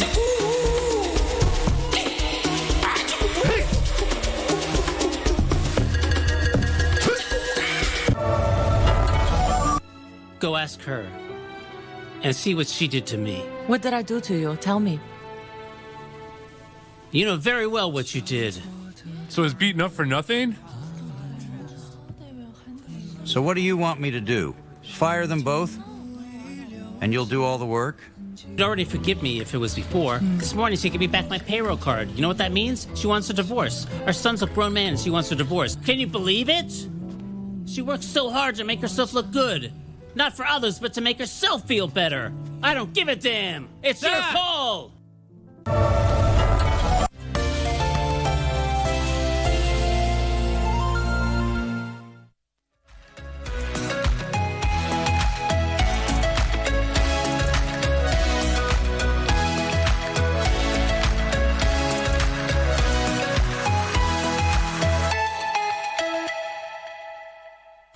Thank you for tuning to this live broadcast. You're watching Eye on Politics here on Good Morning Kenya. My name is Mike Migwe. Thomas Omao is a political and governance expert. Mark Dingo is a political analyst. And Riziki Dunstan is a lawyer and governance expert. Now we shift gears and talk about matters AUC. Now Raila's date with Destiny is nigh, and on Saturday the AUC elections are happening. And Raila is contending for that AUC chairmanship with Djibouti, candidate from Madagascar. Now, let me start with you, Akili. what are Raila's chances in this election, given that there are some indications that 28 states within Africa have endorsed his candidacy? One is that as a country, we wish Raila the best and we wish him the, well. Two is that there are various dynamics within the voting structures of, or the voting systems of the AU. And to win the AU seat, you need 2/3 of the voting states. And the voting states are 49. I think 3 or 4 are not eligible to vote. That being the case, we have 2 scenarios. We have the, first of all, we have the DRC crisis that our president, who is also one of his potential voters, to me made probably a blunder, a diplomatic blunder in the sense that the Francophone nations within Africa have been revolting against the perceived micromanagement by France. So the time the president just said that he has called France, or he has received a call from Macron over the DRC crisis, it changed many things in my thinking. The other aspect is the Islamic states within Africa also have their own organization. And these Islamic states are a good number. Majority of them are relatively small nations, but they have similar votes to the other big nations. So looking at the combination of the Islamic states and the Francophones within the region, within the Africa, my numbers don't give me the real figure that he might win. My numbers are not adding up. 2, the number of probably SADC, if you look at SADC nations, do we really have support of the SADC nations in terms of how they're going to vote? And I'll say that because you've seen a number of their candidates, a number of their presidents really warming up to the Djiboutian candidates. And they have brought in the aspect of age, the aspect of being able to speak other languages as factors for election. So if going 5 years behind, we had Amina Mohammed as a candidate. She was everything perfect, but on the voting day, the real voting day is when we lost. So I'm not seeing a possible win because of the Francophones and the Islamic states. There, we're also going to have a number of revolts, more so even from the region, because I will want to watch keenly how Rwanda will vote, because Rwanda has felt probably betrayed by Kenya. I also want to watch keenly how, for example, Tanzania will vote. I'll want to watch keenly how South Africa will vote, because we've made a number, even DRC. Yes. DRC as a country. We've seen the president of DRC revolting against even attending a meeting called by our president. So those repercussions are extremely huge. The Francophones are 26. So I saw the secretary saying they have 28 votes. So I'm wondering, it might be very unrealistic, but the Francophones are already 26. So looking at that, add the Francophones that are not Arab states. Yes. About 13. So we are. It's good to be hopeful, but myself, I'm very pessimistic. Okay. Omao, the dynamics that Wakili has talked about, do you see them playing out on Saturday? You see, Mike, I think I'll be a serious victim of eroded morals if I go without saying that Raila Odinga, our candidate, is a paragon of our moral and intellectual virtue, not only in this country, but also on a global scale. But now, when we have a look at the geopolitics of the African Union, you realize that it will not be Raila Odinga as a person who will be put on the weighing scale, but rather Kenya as a country will be judged. Number one, Mike, kindly, if you allow me to say it carelessly, Kenya as a country has we have mishandled our foreign policy, especially towards other African countries. For example, Mike, you can attest with me the fact that Kenya doesn't have a substantive ambassador to Kinshasa. Shema Amada, Colonel Shema Amada was appointed by William Ruto in 2023 to be the ambassador from Nairobi to Kinshasa. But to date, he has not presented his documents to Kinshasa. The reason is that if you can remember, when William Ruto was the vice president, he made some vitriolic statements that the people of the Democratic Republic of Congo, they are people who wear trousers above their waist. You see, that's a serious, that's a statement that have far-reaching implications. As Wakili said, Felix Etienne Tshisekedi, the president of DRC, snapped a meeting called by William Ruto, but attended one called by SADC. And you can remember that SADC has 29 member states. There is a serious crisis between South Africa, Rwanda, and also Uganda. And SADC has made its position crystal clear on this matter. And they have said that they are going to support the candidate from Djibouti. And as a political scientist and also a scholar of international relations, I'm a regular consumer of statistics and data, Mike. You see, statistics have indicated that 3 out of 4 former AUC chairpersons have come from Francophone countries. Talk of Mahama, the current chairperson. Talk of the other fellow from Guinea. So what is likely going to change this time round? And the Francophone countries, they have that particular unit of purpose. These are people who vote in a particular direction, Mike. You see, like for example, French, during the colonial times, French actually told its its colonies that they need to be united. And that's why people like Felix Afabwanyi was a member of parliament in a French parliament.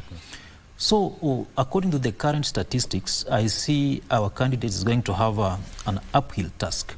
That is number one, Mike. And number two, as I said, Kenya, we have a serious challenge about dealing with our foreign policy issues. And this blame, I squarely put it on the President of the Republic of Kenya, on the manner in which he handles these issues. In 2023, the President invited Colonel Nangaa. Colonel Nangaa is the leader of the Congo River Alliance, and now the leader of M23, the Democratic Republic of Congo. So this is a gentleman who wants to depose the government in Kinshasa. So from where you sit, Mike, you have a president who is supporting a rebel leader who wants to overthrow a sitting government. So you can just imagine how that president, how Felix Tshisekedi will be voting. So from where I sit, I can comfortably say that in as much as we love Raila Odinga, it's not him who will be judged, but Kenya as a country. Number three, before you take away the mic, you can attest the fact that Nairobi has been seen as a ground for international abductions. Kizza Besigye was recently abducted in Nairobi, and he's a serious opposition figurehead in this continent. And now we have opposition leaders who are now presidents. Talk of President Bassirou Faye from Senegal, who came from prison to be president. Talk about Duma Boko Gideon from Botswana, who came from prison to be president. how will these opposition figureheads, who are now presidents, going to judge Kenya as a country? Are they going to judge it as a dictatorial state? So my position is that in as much as we love Raila Odinga, he'll have a serious uphill task. Okay, all right. Be that as it may, do you agree, Mark, with what Omao is saying, that it's not Raila who will be judged by Kenya as a country? And do you see East African voting as a bloc? Yes, I agree with you. It's not Raila who is going to be judged by the outcome of the elections, because Raila, being a candidate of Kenya and being supported by the government, it will be the outcome will be for the Kenya government and the Kenya people.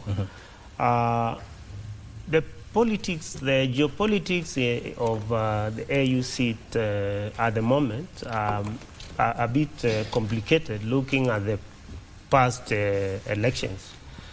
I think everyone in Kenya or in government would want Raila to win, and for sure a win for Raila would be good for the country,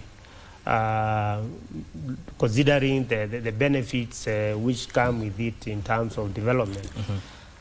But if you look at the campaign, the government has put a lot of effort in doing that shuttle campaign to different countries. That shows the kind of expectation the government has.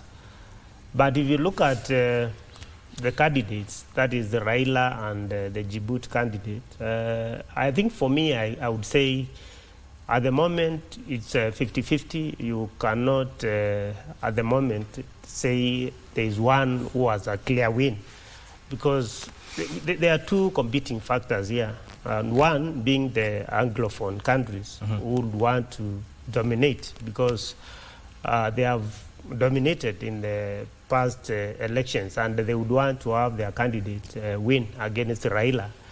And also, there are also some other challenges with our candidate. One, this is a candidate from Kenya, and of recent, Kenya has not been in good news in terms of governance and human rights, because what has happened in terms of abductions, I'm sure it's going to have some effects on the kind of support Raila is going to get, because we have countries in Africa who don't even support, or who don't even feel our country is moving in the right direction. And I think they will want to vote against our candidate.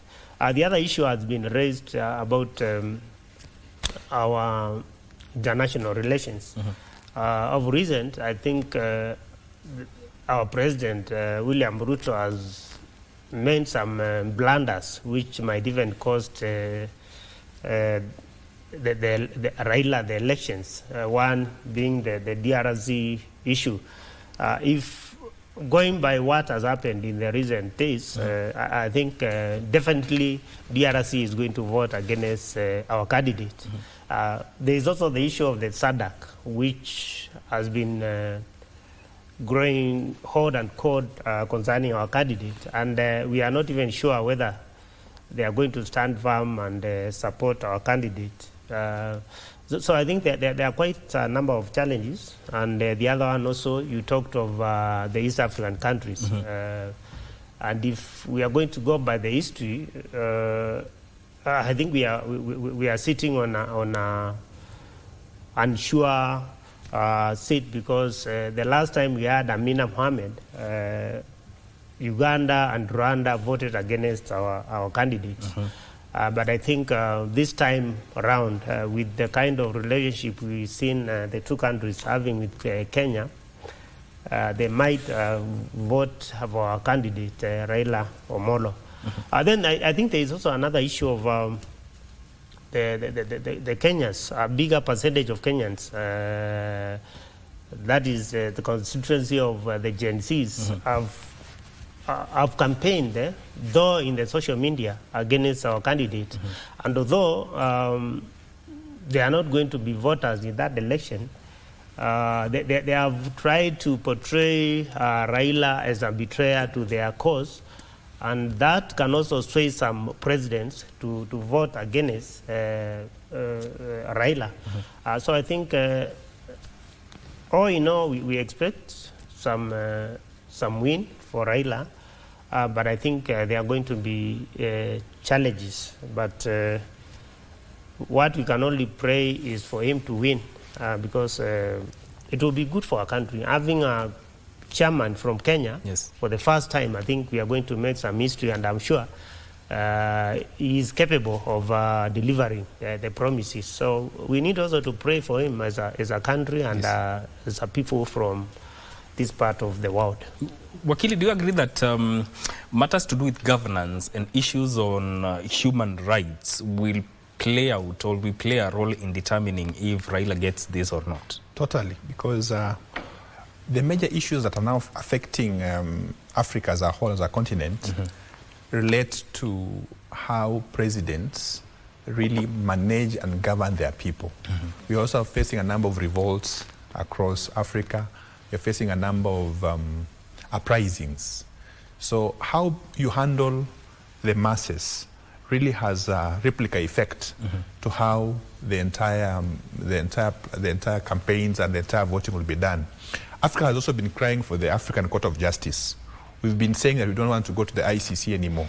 So a candidate who would not uphold the rule of law, will not respect human rights, will not respect, the place of, the fair administration of justice, will not be a good candidate.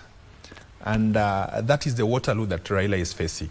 Because as an individual, he has been seen as a person who is pro-democracy, pro-human rights all along.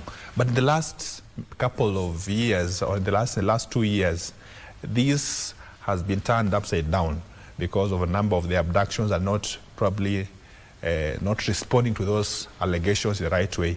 So I think the number of, look at the new presidents across the region, or across Africa, are individuals who really respect the rule of law, are individuals who are coming up, who are getting into office on their platform of respect for the rule of law, respect of human rights.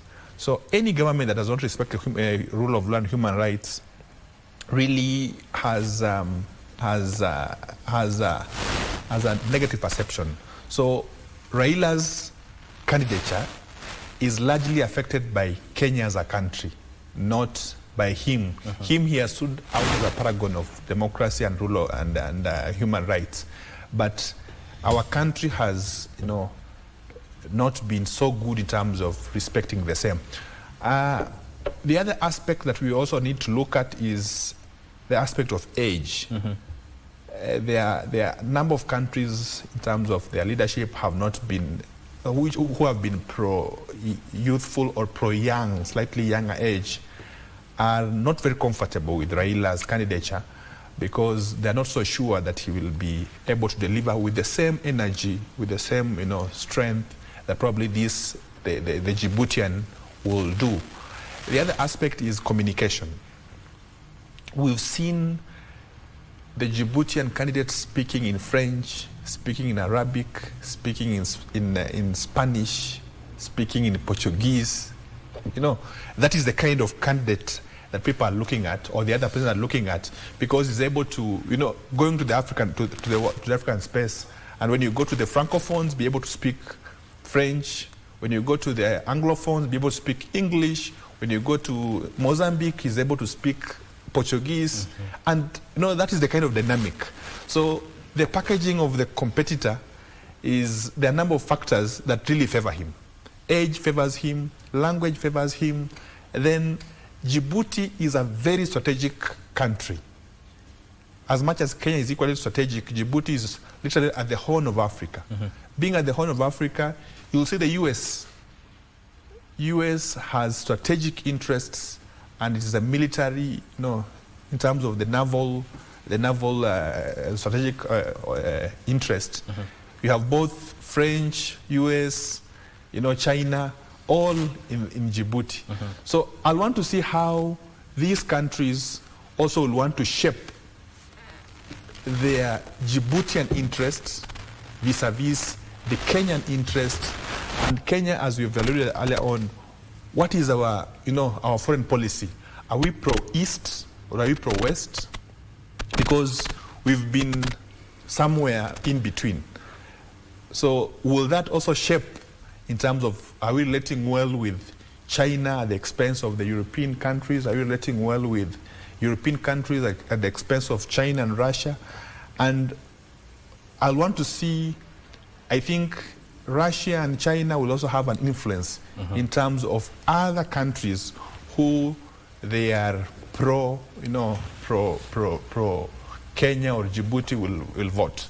And I am sure that for strategic interests and our relationship as it has been in the recent past, they will want to tilt in favor of a Djiboutian candidate. Okay, all right. Omao, how do you see the Congo crisis affecting Raila's candidature, and how Kenya has handled that matter so far?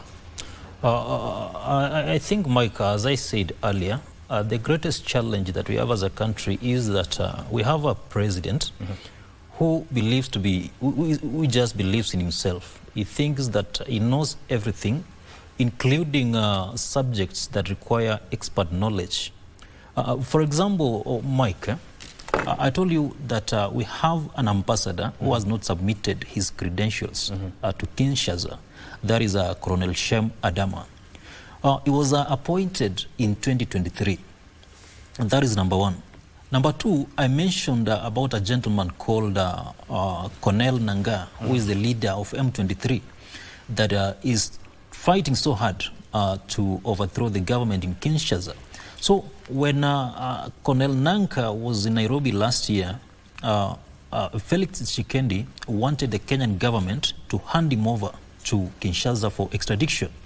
But Nairobi, Kenya could not do that because of a number of reasons.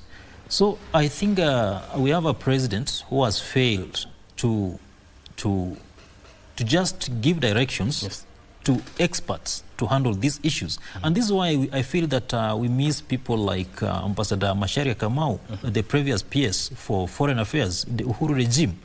So people like Korir Singwei, allow me to mention his name, I've really not seen his impact, especially at a time when we need his services. So Kenya's position, Kenya's strategic position, as you are aware, Mike, currently William Ruto is the president of the East African Community.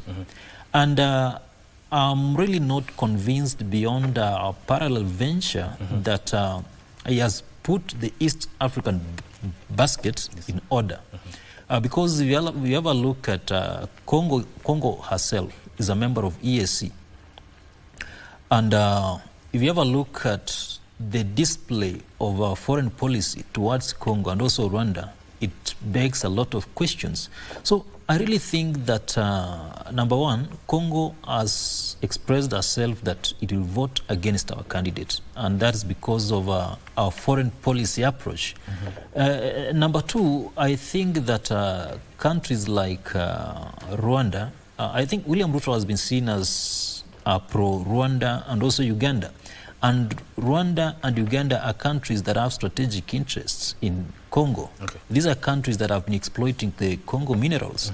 So I think that we really need to step up our game before it's too late. But I think it's already late, Mike. All right. And of course, the elections will be happening on Saturday, and it will be a secret ballot, and it will be done until one of the candidates attains a 2/3 majority vote. Of course, we'll keep tabs on those happenings, and rest assured, KBC will be bringing you a coverage of that. Gentlemen, I want to give you each 30 seconds to give your submissions, and I will start with you, Honorable Makdigo. Mine to wish the Right Honorable Raila Omolo a win. If he wins, he continues with his his development agenda and delivering his promises, and also a win would be good for him, at least as a consolation for having lost elections for the presidency in Kenya. So if he loses, he comes back and continues with this work of the opposition. Okay. Okay, from my side, Mike, I think I'll be praying that Raila loses, because we need him more than he is needed at the African Union. So going forward, I'm praying for a unit of purpose. I'm praying for our country. I'm praying for our president, so that he is seen as a unifying factor and not a dividing factor among Kenyans. All right. So all I pray for is the unit of purpose for our country. All right. Ogili. Mine is probably a slightly different approach, is that we need a more unified East Africa, one. Therefore, the voting should not divide us as a region, because we're also facing other crises. So Raila's, I wish him the very best. Lastly is the aspect that probably we need to remind Kenyans that the fiscal policy or the budgetary making process has begun, and it's time probably to really pay close attention to it, because last year we faced a crisis because of the budget making process. Let us try to sort it out right now, so that we don't make noise later on. Thank you. Yes. Gentlemen, your time is very much appreciated, and thank you for making time. That is Wakili Riziki Dunstan, who is a lawyer and governance expert, Omar Thomas, who is a governance and political analyst, and Mark Dingo, who is a political analyst, joining us here on Good Morning Kenya to talk about politics and everything in between. This is where we end this conversation. Thank you for tuning in. My name is Mike Migwi. Good Morning Kenya continues shortly. Don't go too far.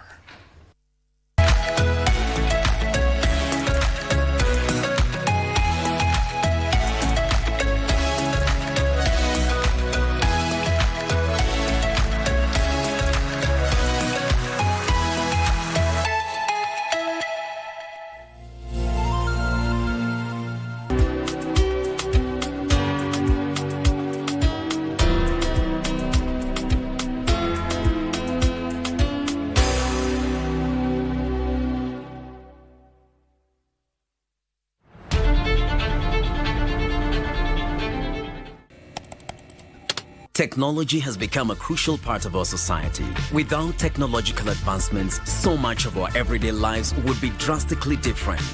As technology develops, it strives to fulfill the changing needs of society. This means that technology exists to help us achieve the things that we wouldn't be able to achieve without it.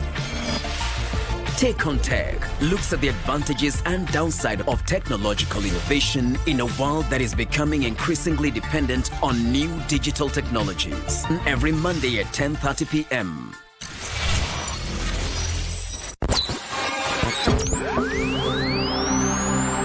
Pindi tunapowasha vifaa vyetu, tunapata fursa ya kutangamana na wasikilizaji wetu. Karibu sana thĩinĩ wa tabarĩra ya Rwiga. Tunapeperusha utangazaji uliobobea katika habari, Nĩ ũndũ wa macio na mangĩ maingĩ, burudani, nĩ harĩa tũkoragwo tũkĩigua nyĩmbo mwaki nyĩmbo hot, na hamasisho la kiroho. Usiachwe nyuma. Jiunge nasi kwa safari ya kufana katika 99.5 FM. Soro FM.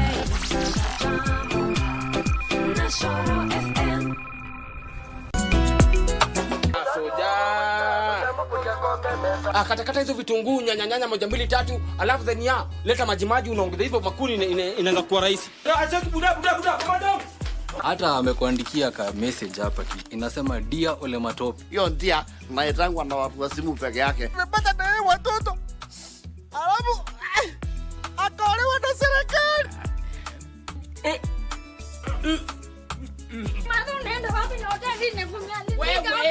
Nakwambia luku ya leo. Hii hatari sana buda. Na hii yako kwani umeconfuse? Buda, fungua macho. Angalia tuna 3D.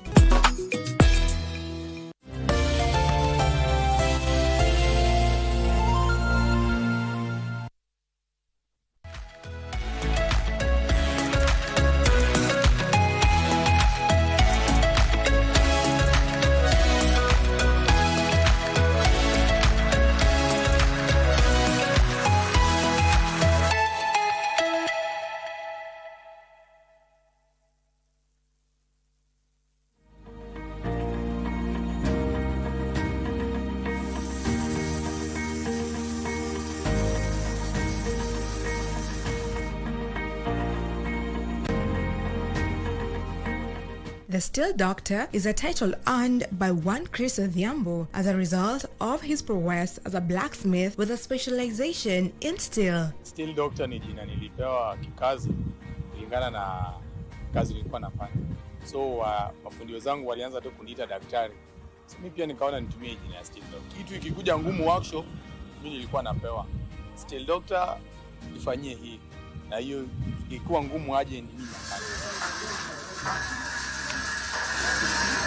His story is an inspiring one. From a high school dropout to an established entrepreneur and employer of more than 40 staff, he is writing a different story for himself. After school, I dropped out nikiwa form 3. Nikaenda Naivasha, nikapata yule mwenye amekubali kunisaidia kwa relative kutoka nyumbani. Alinifundisha hii kazi. From there nikakaa na yeye 6 months. Nikapata anaweza tengeneza dirisha. Nikaenda Meru. From Meru nikakaa Meru for 5 years. Hapo 5 years nikiwa nimeajiriwa mahali moja. So hapo nilitoka na jina ya Steel Doctor, sasa nikaanza kujiajiri mimi mwenyewe. Ukishakuwa mtu umefanyia mtu sana na ukapata wewe mwenyewe unajiweza. Kwa kile yule mtu anafanya, unaona wewe mwenyewe unaweza fanya.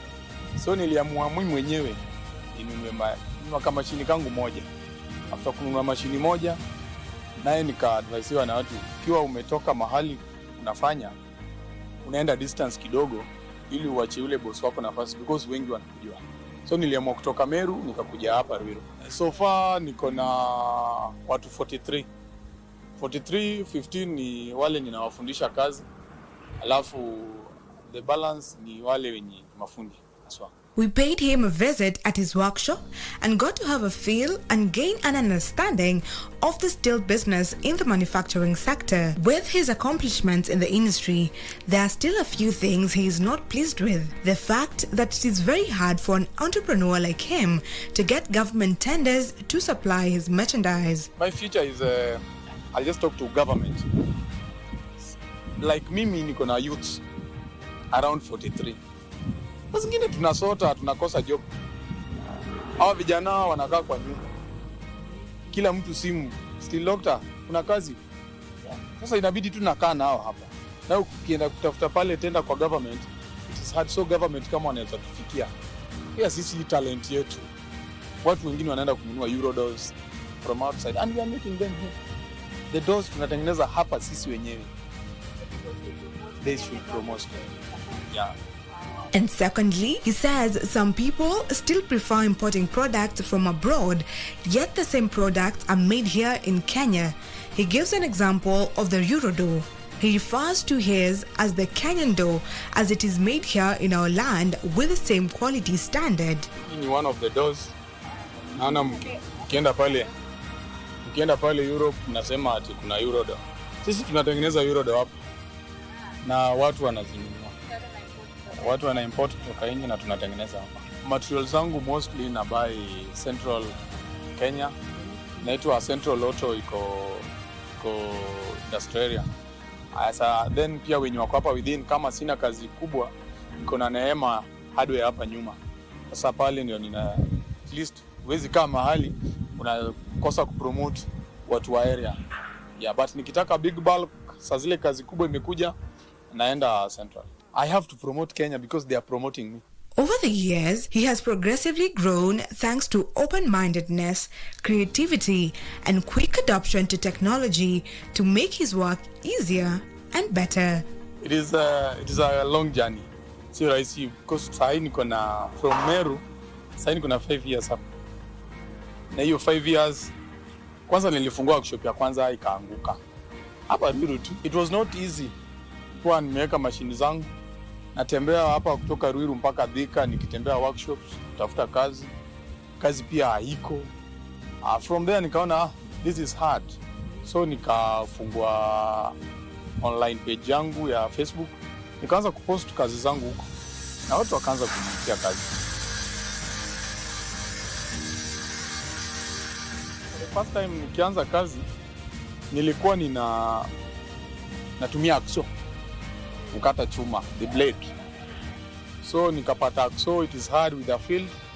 So nikaingia kwa hii teknolojia ya grinder. Najifundisha unakanyaga chuma, najikatia ikiwa hapo kwa ground such that ukienda kwa site kufanya kazi hausumbuki mahali pa kukata chuma. Ni kitu watu wangu wote venye wako hapa nimewafunza wamejua.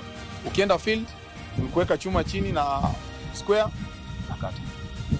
From another thing wenye nimesema kutoka kwa ile welding ya zamani, this type of finishing. Kutoka kwa finishing tuliintroduce kenye inaitwa powder coating.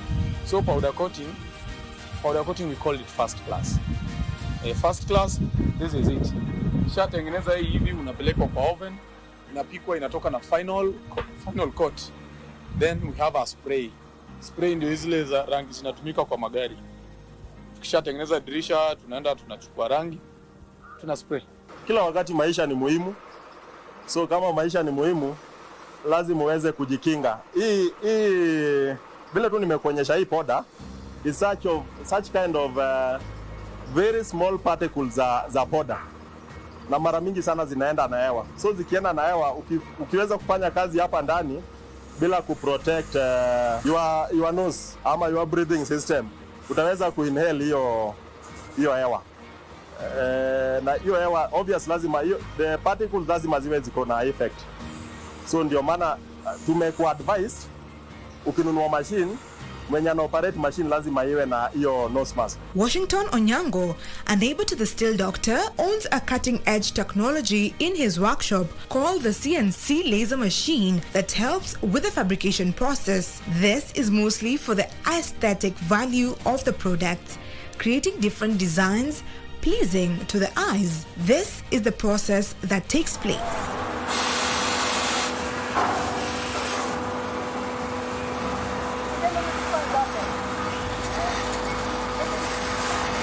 Ile kazi tunafanya ni ya kutengeneza all kitu yote ambayo ina deal na chuma. Iwe dirisha, iwe mlango, gate, grills, roof, kitu yote ambayo ina deal na steel work. Tunafanya kazi ya laser fiber cutting machine, ambayo hii machine tunatumia kukata kudecorate balcon grill, staircase grill, and maybe pangola. Tunatumia decoration of a black sheet. Ile mabati tunatumia kuweka kwa staircase. Process ya kwanza ni mambo ya art. Hiyo kitu inachorwa kwa laptop, inatolewa kwa laptop, inaloadiwa kwa USB, inatoka from USB, kuna code una generate ya ile code itaweza kuelewana na software ya machine, ndio machine iweze kurun. So unatoa from laptop to USB to computer ya machine. Then after hapo, once usha feed because the machine is computerized, ukisha feed kwa computer itaweza kuoperate tu yenyewe. Unahitaji skills za engineering kidogo. Unafaa kuwa unajua kuchora na CAD software. Ukishajua kuchora, hiyo ndio kazi kubwa. Process ya kwanza ni kuchora kwa machine. Ukishapata design, unaingia kwa laptop, unachora. After hapo unakuja una generate G-code, alafu unaileta inafidiwa kwa machine. Kuna software za kugenerate G-code kwa laptop. Inaitwa sheetcam. Ni kadhaa. Sheetcam ni moja yake. Kisha generate, unaleta hiyo kazi kwa flash disk hapa kwa machine. After hapo unakuja una load hapa. Hapo unaweza rotate, unaweza fanya editing zako vizuri zenye zinahitajika. Just a simple computer. Ile kitu muhimu ni software tu iko ndani.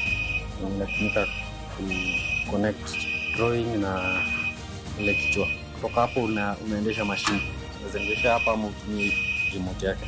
The powder coating is another important aspect in making classy doors, and they are the main reason Chris sees the need of having a workshop, because otherwise house calls are quite convenient and to some extent more profitable. Hapa workshop ina base, mtu akitaka nimfanyie powder coating, afanyie hapa, but ni kitu nje ninaenda nafanya, na hiyo ndio ninapenda kabisa, siwezi wacha. Like sasa tuseme hii ni one of mheshimiwa, siwezi mtaja. Though tunataka ile kitu mheshimiwa akiona ama ule mtu mwenye anapenda kitu mzuri inavutia. This gate hii ni chuma tu kawaida hapa Kenya. Ni chuma ya kawaida. Penye unaweza tengeneza hii gate ya kawaida ukiwa umekata chuma unaunganisha. The same thing we are doing here. But ni wewe tu mwenyewe unataka kurembesha, yani ufanye kitu yenye inavutia. This is how it is in the steel business, and Chris has a bigger vision for the future. It needs a lot of trust. Because you've just met with someone on Facebook. Akujui, ako US, mwingine ako Germany, ameona kazi yako kwa picha, when you explainia huyu mtu kazi ili upate pesa, it's not easy. Venye mmeona nimefanya hii gate hapa. Nilikuwa nikishafanya gate, napiga picha, nishapiga picha na post kwa Facebook. Then I joined groups kwa Facebook, Builders Kenya, Home Beautiful. Sasa kazi yangu nikifanya naweka pale kwa groups. And nina advert, buy material, we work at your doorstep. Because sikukuwa na pesa, hata sasa sina. But nilikuwa naona kifanya kazi, kiambia mtu buy material, we work at your doorstep. Unatembea watu wanakuita unawafanyia kazi nzuri. It make work easier. Because someone is in Migori na anataka service yako na anakuambia uko mbali. So naona tu kwangu ni rahisi, because nitaenda pale nimwandikie chuma kulingana na zile design amechagua, alafu namfanyia kiti yake hapo na ninaenda zangu. His message to the young people is a simple one. Siwezi ambia vijana it is not easy sana. You have to try unless paka ufike mahali still doctor sasa mfika. Na bado pia nataka nifike mbele kuliko. That is the still doctor. From a humble beginning that didn't define him to an industrious present, setting him up for a predictably strong, prosperous, and impactful future.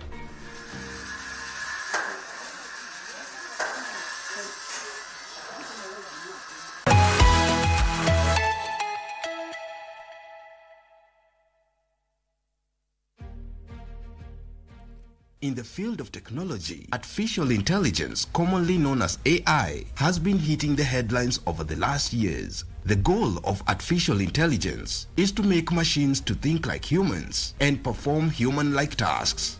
What artificial intelligence is pretty much we've been trying to understand how machines can learn the way humans learn. A machine that is having this human intelligence, just embedded in it, and then it's actually now able to actually do task, definitely using now the complex algorithms under it. The way I think about AI is it's a tool. As long as human beings have existed, we've been working our way towards an assistant or a tool that can help us. So we've actually always been building AI.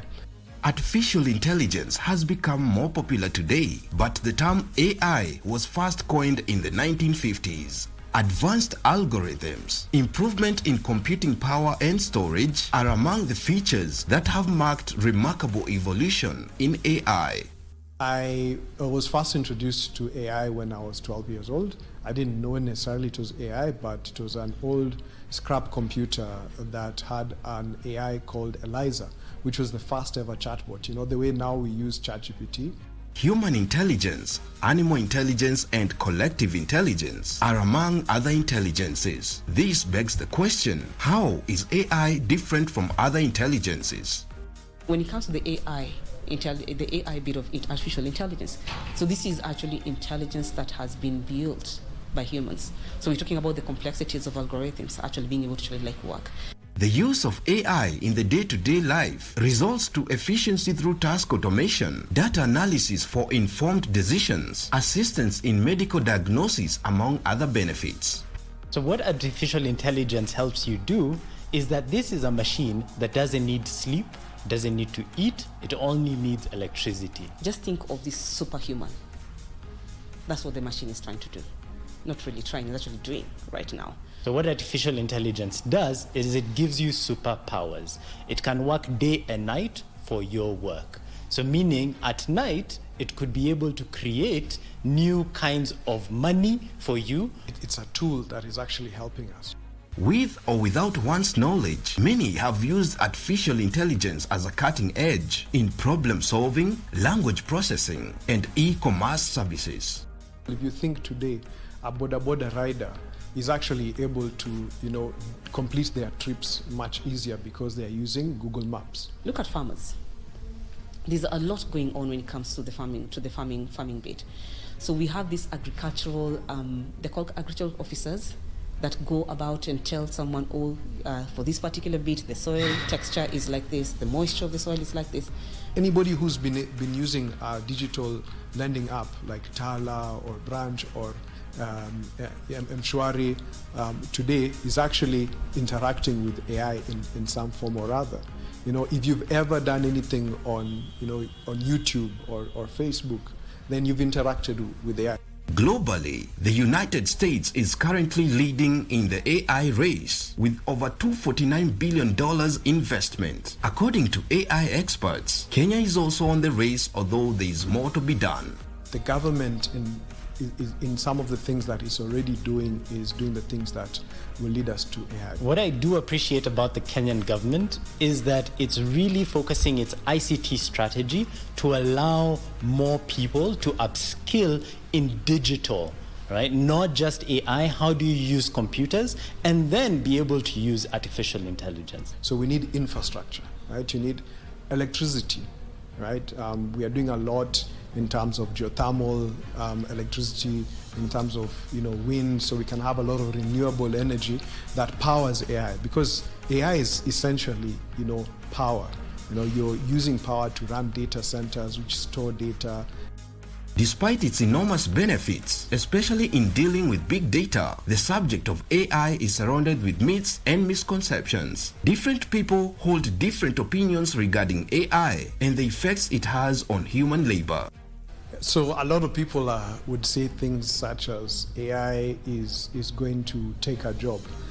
The reality is that it's not AI that's going to take over your job. It's the person who learns how to use AI well who's probably going to take over your job, because they're going to be more efficient. AI will lead to unemployment, but it will also lead to employment. In a recent study by the International Labour Organization, it showed that AI will actually lose in Africa 1% of jobs, while it will increase jobs by 16%.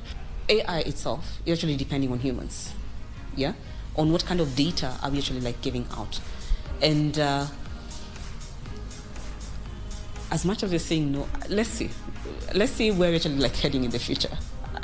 I'm not saying that it's going to actually take away, it's going to actually purely replace humans.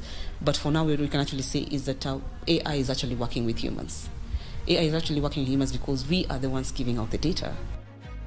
With the fear of the possibility of AI taking over jobs, the question still remains: what should be the strategy to ensure one does not lose his or her job to AI? Upskill yourself.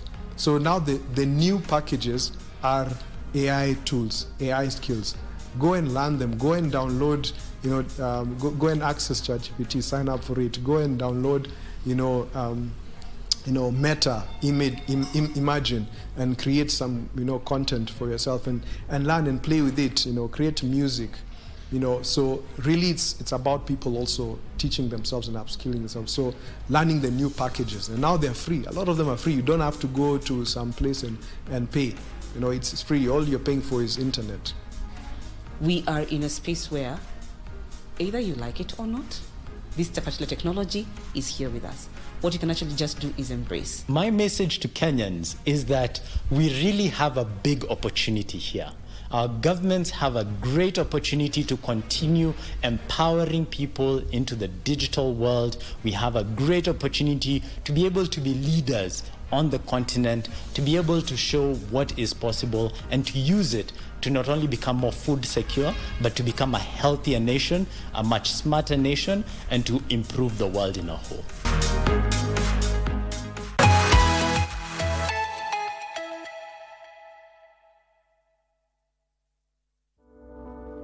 We found them, we released them. So it's a way for the government to raise money. Deductions made on the employer's side and all remitted to the government. Taxes. The mention of the word taxation is a reminder to individuals and business persons of their mandatory role of contribution to finance government activities and public services. Taxes are eternal. We found them, we relieve them. Yeah? So it's a way for the government to raise money in order to better serve its people.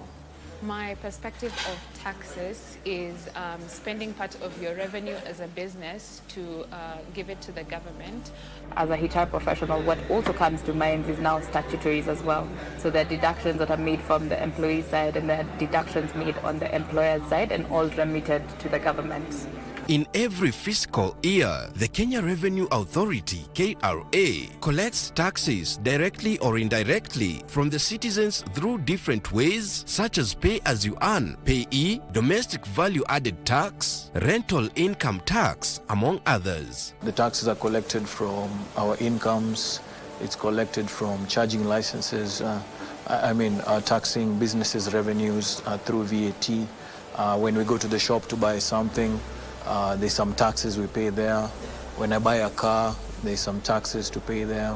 Because of this, it is the expectation of each taxpayer to receive top-notch services from the government after contributing from their hard-earned money. So taxes actually ultimately should go into helping the citizenry through public services. The more efficiently they collect tax, the better the service we expect from the government. In businesses, value-added tax, VAT, is one of the taxes that businesses expecting to make taxable supplies of over 5 million in a 12-month period are obligated to comply with. For businesses, there is a threshold that you need to meet to be VAT compliant. VAT obligated taxpayers at the time, or currently, taxpayers who've hit a cumulative turnover of 5 million shillings.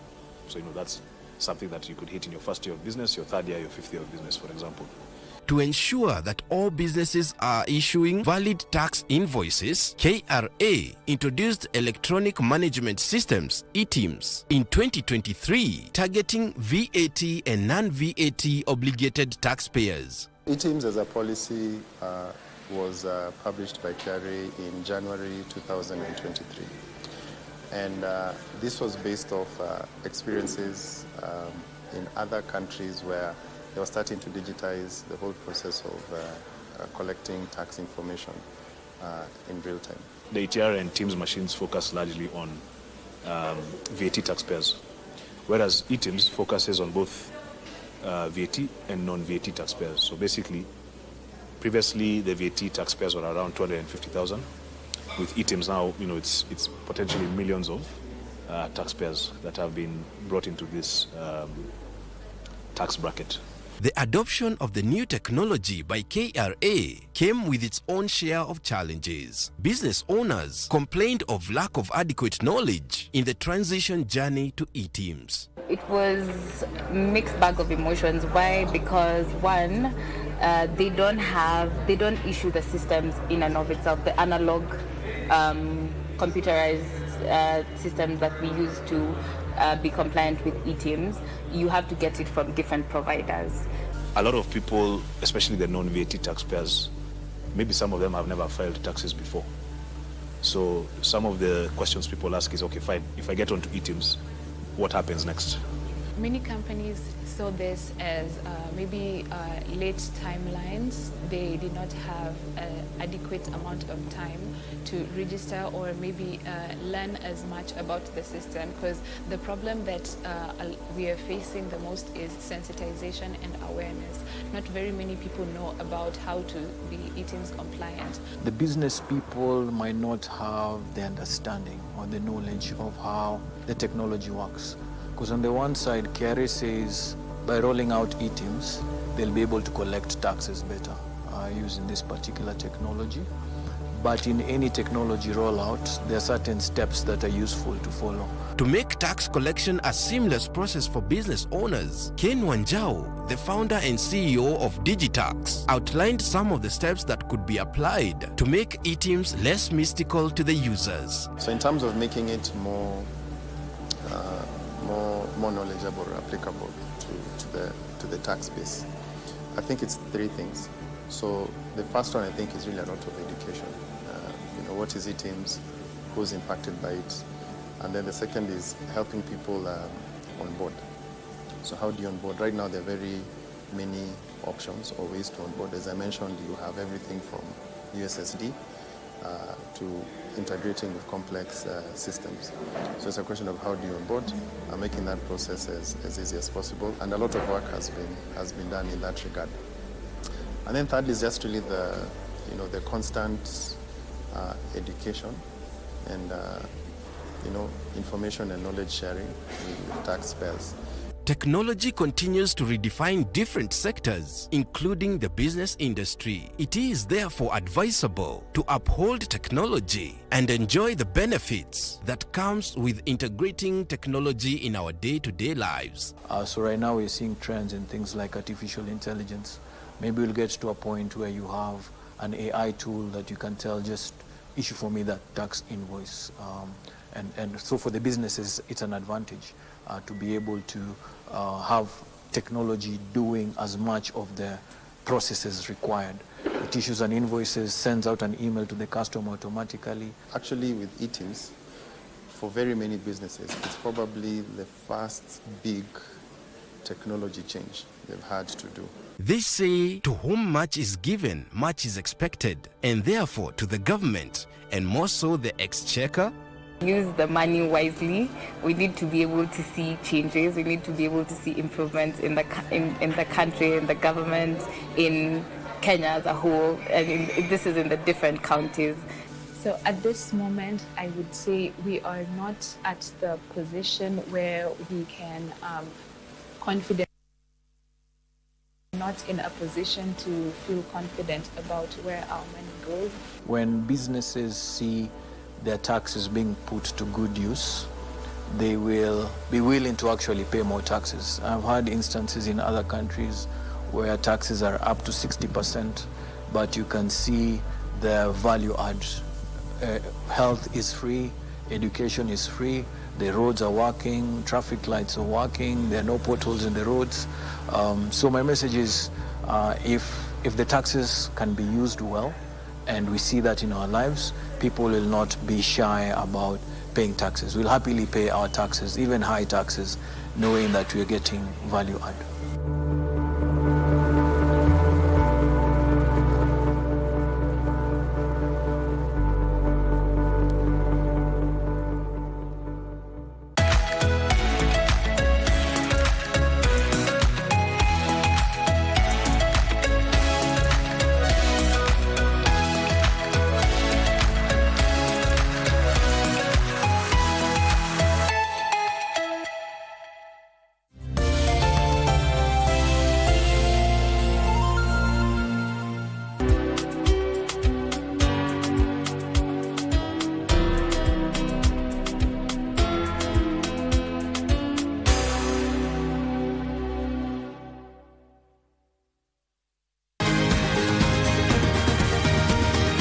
Wellness is important in our daily lives, so that instead of just surviving, we should be thriving. Ways to prevent a stroke or heart attack is for you to know what conditions you have by regular checkup. People don't know they have hypertension. They don't know they have diabetes. I was pre-diabetic. I was afraid of getting lifestyle diseases because I come from a family that has lifestyle diseases. How do you know if your cough is due to a serious condition? We'll have some answers. Stay well and strive to make every day a healthy day.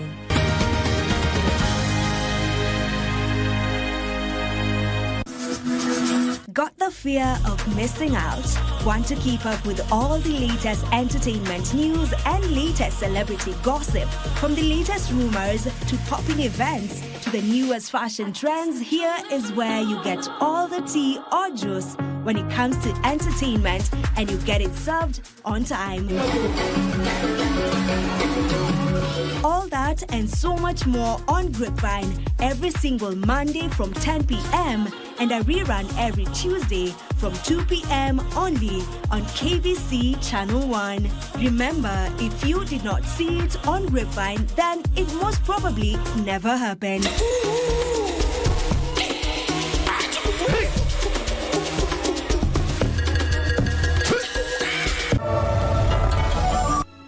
ask her and see what she did to me. What did I do to you? Tell me. You know very well what you did. So it's beaten up for nothing? So what do you want me to do? Fire them both? And you'll do all the work? You'd already forgive me if it was before. This morning she gave me back my payroll card. You know what that means? She wants a divorce. Our son's a grown man and she wants a divorce. Can you believe it? She works so hard to make herself look good. Not for others, but to make herself feel better. I don't give a damn. It's your call.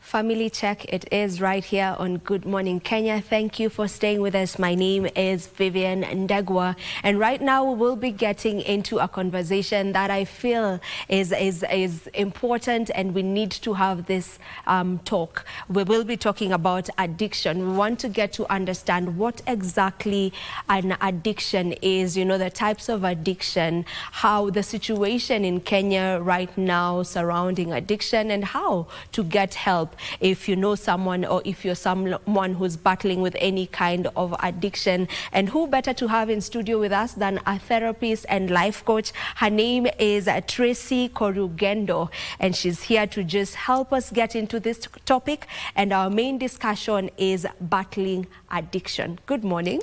Good morning, Vivian. Welcome to the program. Thank you. Thank you for having me. It's a pleasure. You're doing well this morning? Yes, I am. All right, let's dive straight into this topic. We're talking about battling addiction, but first of all, let's understand what's an addiction.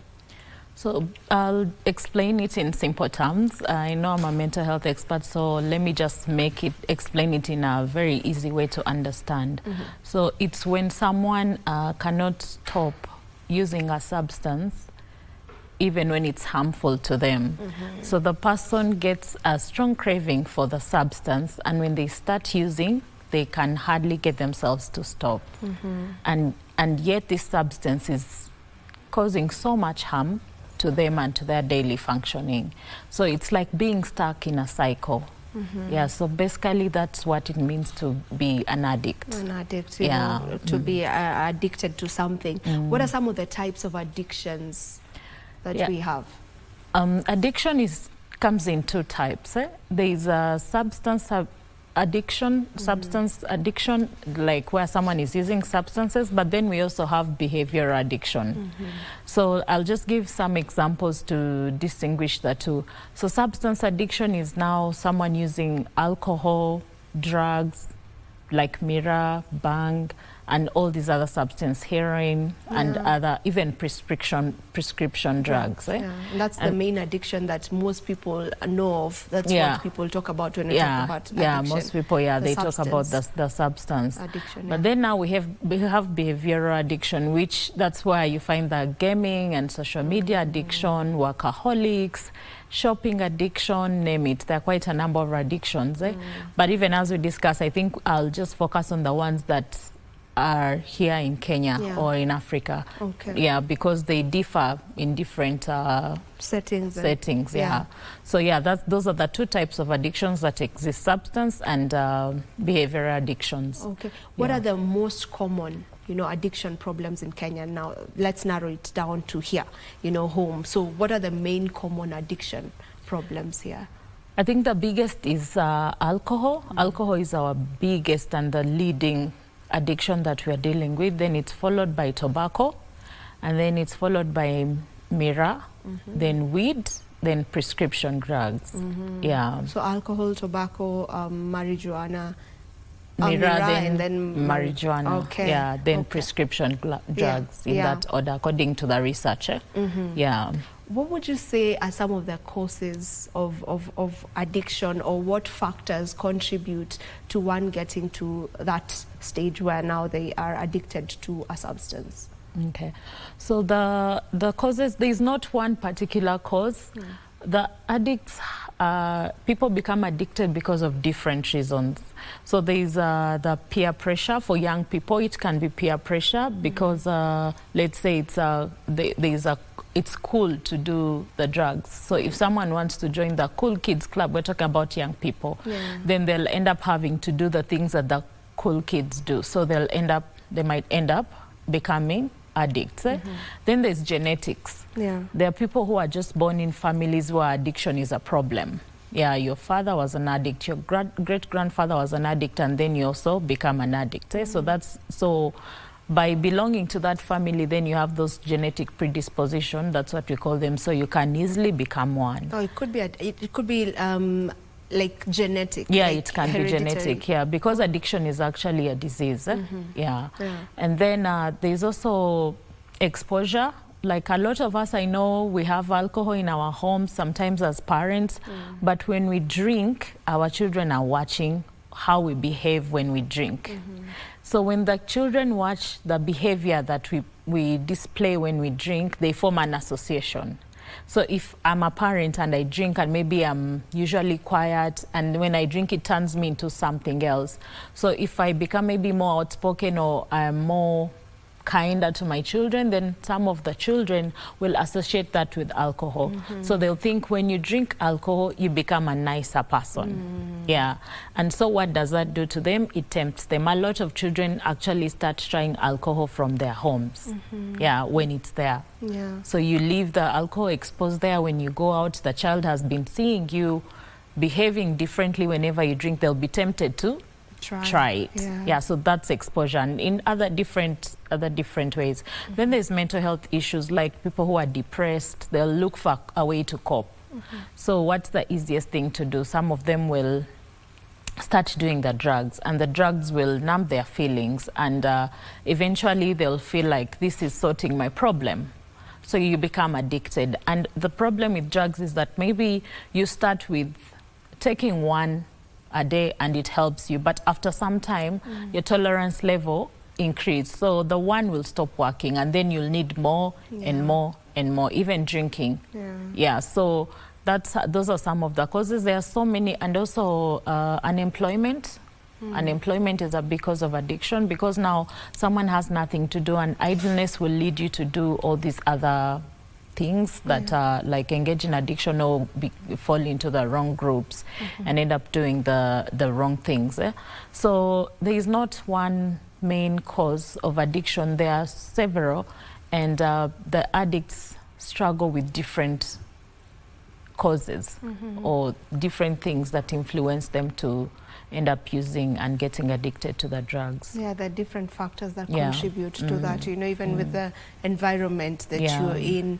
Maybe what are some of the symptoms and signs that one should look out for, that when there's this sign, there's this other one, then this person could be now getting into addiction, becoming an addict?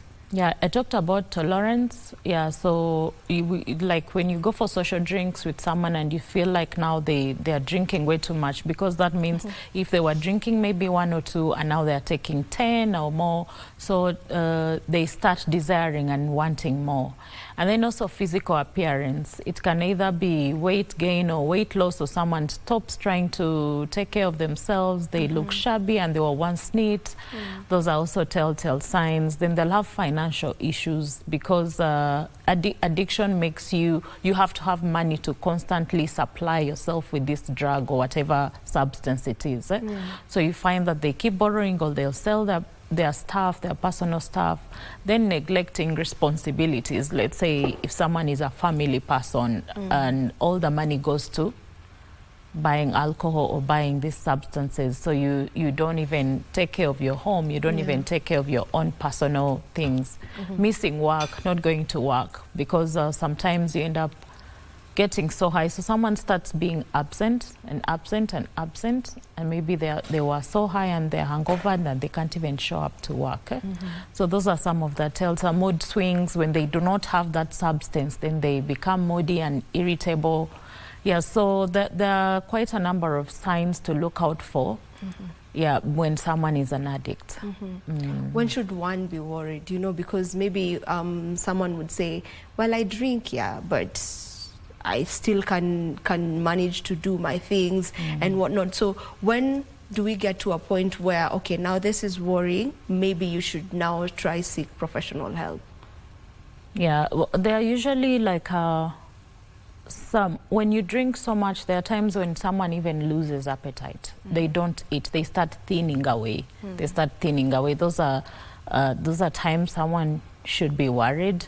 And also I talked about physical appearance. If someone was well kept and they start not taking care of themselves, because we don't have to wait when it's too late, because when it's too late, that's when the body organs are giving, and that's an inner symptom that you cannot see from the surface. So that is already too late. But when we focus on the outside, on what we can see, and then usually when someone is using a substance, they'll change friends. They'll change a circle of their friends. They'll look for new friends who will promote or who will be part of what they're doing. So all those, I think the telltale signs that I've just shared, because by the time they do happen, someone is already deep in. So that's already a cause to worry, because someone has just flipped and taken over a new personality than what you usually know. Yeah. And now how to overcome, how to get over an addiction? Yeah, when someone is so deep, it can be very difficult. It's not that easy. Let's say if it's genetic, you can imagine it's just in them. So it's not that easy to just recover from it. I know people who are addicts, and before I know what I knew now, all we could do is just tell them to stop drinking, just tell them to stop going to the bars. But remember, this substance has taken over someone.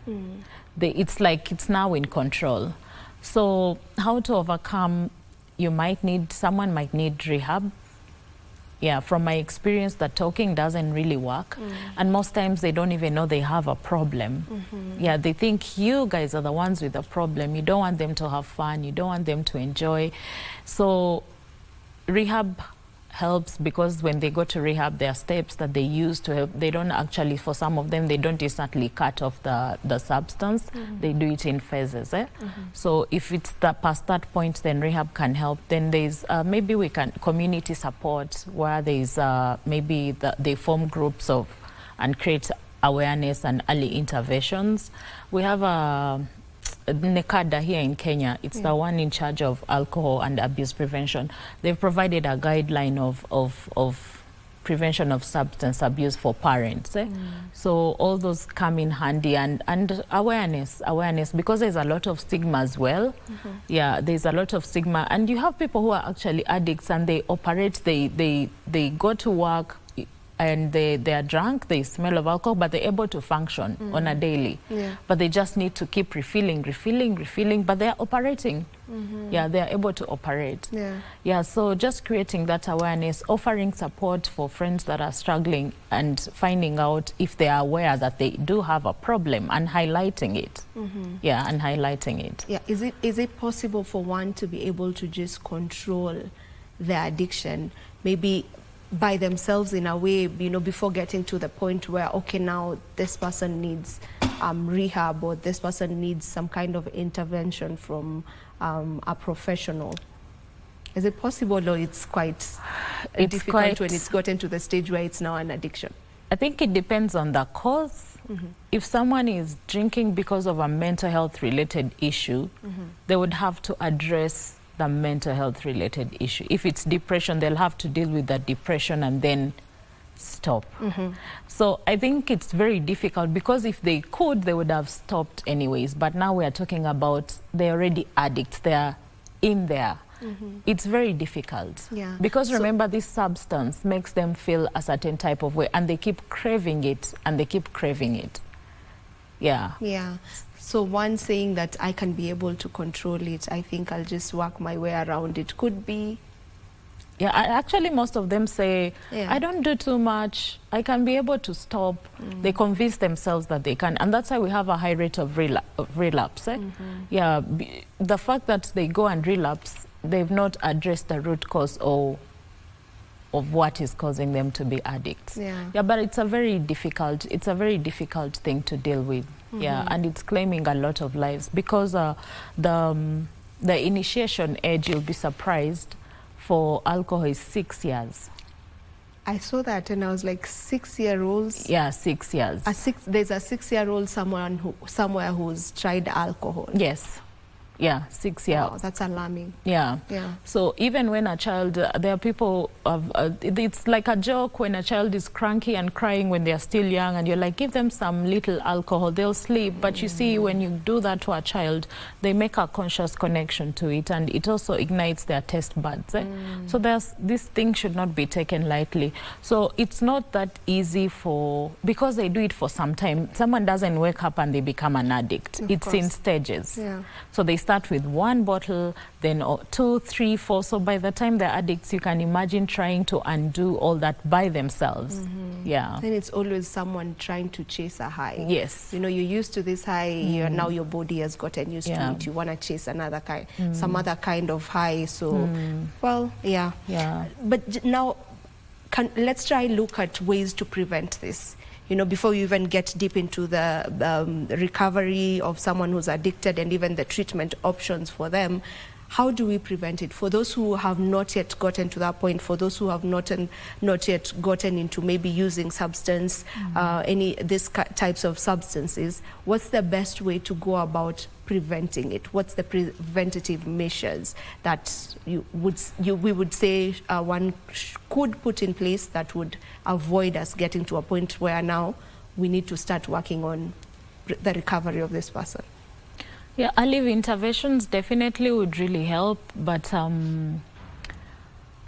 don't know if we can completely prevent it because of the different causes that I'm talking about. So we would have to address the root cause. So some of the ways we can prevent is now, like when psychoeducating the young people, because it's alarming at how much young people are using these drugs. You know, there's also an online market for these drugs on the dark web, and they purchase the drugs using cryptocurrency, so you can't even track, and they do deliver the drugs, and the changing trends in the drugs. You know, you've had the weed is being made in cookies, in cakes. So it's something very difficult to prevent, but well, we have to do, of course, the best that we can, like now early interventions, like now creating awareness in schools, showing these kids what drugs look like, because some of them look like candy. Some of them actually do look like candy. So you find some innocent kids taking these pills thinking it's candy. I've had a client who said she went for a class party and there was popcorn and it had weed. And she did not know, and it was her first time. In popcorn, the trends keep changing, and these people are very creative with it. Yeah, so early intervention, educating kids and telling them what it looks like, showing them what it looks like, because we say the initiation is 6 years. But you'll be surprised to see that a 13-year-old doesn't even know what weed looks like. They don't know what the drugs look like. Yeah, so also we talked about prescription drugs, having very strict measures when you're prescribing those drugs. I know that they don't just give them at the counter, but then I wonder, how do addicts get them? Because it's a big problem. So there are black markets out there, maybe people selling to them, because these have to be prescribed by a doctor, but how are they able to get them without the prescription?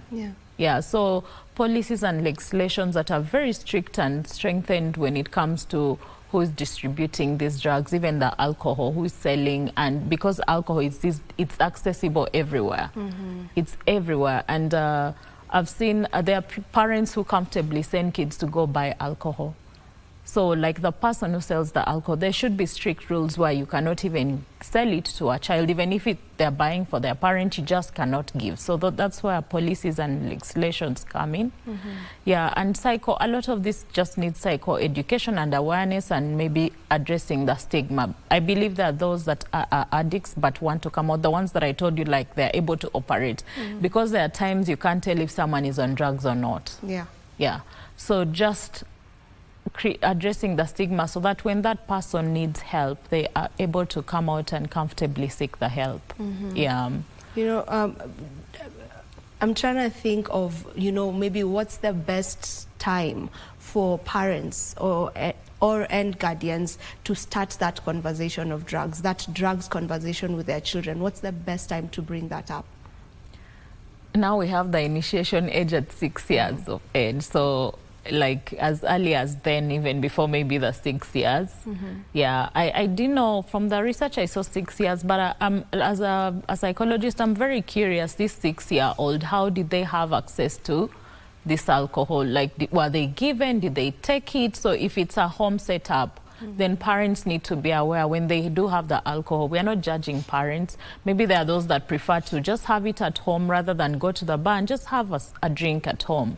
But then if you are going to overindulge, then do it away from the children or keep the alcohol somewhere locked away, just the same way we keep the medicine. When we have medicine at home, we put it ukoju, like on top of the fridge. So the same thing, the same caution that we take when it comes to just the medicine at home is the same caution that we should take in having alcohol in home. So I think as early as you can. And these conversations need to be had. Oh yes, by both parents. In schools, they need to have days when they are just having talks about drugs, and kids need to know what these drugs look like. They need to know what these drugs look like. Yeah, because they don't. So if it's like candy, then how will they know that it's actually a drug? Or even not taking these candy-like things from other kids, because the trends are really changing. There's also a cough syrup. There's a cough syrup that kids use to get a high. Oh, really?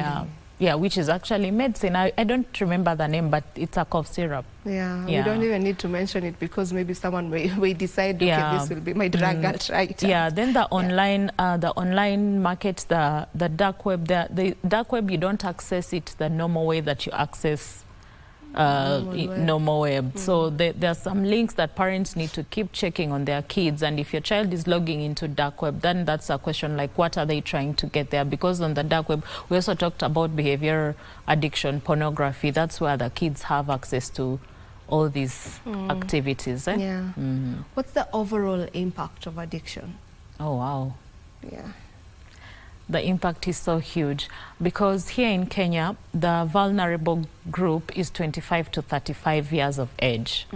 That's someone's most prime years. Those are people who have just come out of school.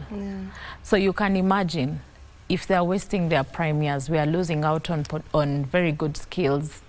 We're losing out on future leaders. We're losing out on future parents. So those are some of the impacts. And also financially, it takes a toll. And then family, it affects a lot of families. We have a lot of parents losing their children to drug abuse. Yeah, so the biggest impact is on family because no parent wants to watch their child become an addict. It erodes so much away from this child, their potential and everything. So it affects family, it affects the community, because now if we have addicts, then they're being an influence to others, even to the ones that have not started using. So just having this problem takes so much away from not just family, but community and the future of the addicts themselves. Let's look at the recovery. You know, we've touched on the signs, the symptoms. You've realized, okay, I have these signs. It's time for me to, get to see a professional, in this area. What's the first step to take? Now, lead me through that recovery process. Someone has realized they are an addict. They've seen all these other signs that we've talked about. Now they know we need help. Where should one start? Yeah, well, I would say rehab, but now I know that rehab costs, like you'll have to pay, and also with this USAID freezing of funds, because one of the biggest challenges we have is the limited resources and funding for rehabilitation centers. There are not that many. There are not that many. And for someone to be able to take their person to rehab, it's a bit costly. And even hospitals. We also don't have many hospitals that are addressing mental health issues. So the first step, of course, would be to take this person to rehab, because we've talked about the family intervening, it never works. All they'll do is hide and continue doing it. Maybe for someone who's not so deep, the family intervention might work. But now, if there is no money, then what? Then what intervention, depending on how deep someone is, and also what type of addiction they're having. I believe behavior can be addressed not easier, it can also be challenged, but drug is the main one. Drug is the one that is very difficult. So rehab will help, family intervention might help, community support for the addicts, like forming a group and just getting one voluntary person to offer these people support in a community kind of setup, because that will create awareness to the others in that community that you can actually get help. Or even making it part of normal healthcare, where someone can just go to the hospital and they're being treated for addiction. And NHIF can pay for it. It's SHA nowadays. SHA, I'm still stuck on NHIF. But by the way, we didn't talk about how it is diagnosed. How is the diagnosis done? Okay, when we are doing diagnosis, we usually, of course, there is therapy. When you do therapy and you're able to, if it's behavior, there are some tools that you usually use in counseling to diagnose certain behavior. So if it's a mental health related issue, then we'll diagnose the mental health issue first, and then now we see how it has led to addiction. But most times, like, the signs are visible. So by the time someone is being taken to rehab, then they're going for treatment. It's not that we're sitting down to diagnose you. They already are in so deep that it's already a disease, like going to the hospital and you have like measles. It's evident. It's the evidence.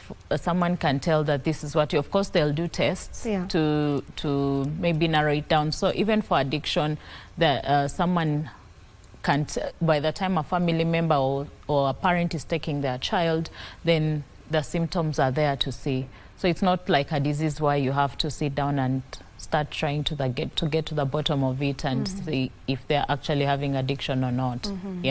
Okay. Now, in the steps to recovery, or even the road to one's recovery, from addiction, we hear of cases where maybe a family member is addicted to this substance, let's say alcohol, that they're taken to rehab, but they end up maybe running away from there and all that. So I think maybe if you can talk about the importance of acceptance, from the person who's having this addiction, not me as a family member or as a friend who's been able to pick that up and maybe advise you to go to rehab. What's the importance of that acceptance from the person, that self-acceptance?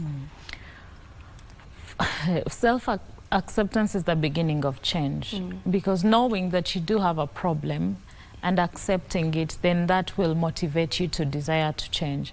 I empathize with the families that have to forcefully do it because they are trying to save this person from what they cannot see. But it's always important to reach a place where the person or the addict is willing to give in to the treatment and seek support, because when you forcefully take them, the levels and chances of relapse are very high. But also, it's not that bad because they will have that awareness now that I can actually get help. And sometimes some people do it forcefully, and when they go there and meet others on the road to recovery, they are encouraged. So awareness for an addict, it's really, really difficult. So I guess that's why some family members take those measures. But if someone is doing therapy and they're using the drug, or they've become addicts because of an underlying issue, therapy in itself can be able to help them create the awareness that they need, and then they can go to rehab without having to be forced. So awareness plays a key role in determining the recovery of this person, because they will put in the work, and they're the ones that know that they need to change and stop. Because they need to do the work. They need to put in the work. Everyone else might want for you to get better, but with addiction it's all up to you. Yeah, it's actually the first step to recovery. Unfortunately. Yeah, unfortunately, it's up to you. You have to do the work. Yeah. All right. Let's look at the treatment options. I know we've touched on some of them. We've talked about rehab as a way of, getting to recovery or a treatment option. You've talked about social, that community support or social support. Maybe what are some other treatment options that you can get into? Yeah, for some people might need to be admitted, depending on the level of how far they've gone into the addiction. But I know that because of how grand and severe addiction is, the treatment options are not that many. They're not that many.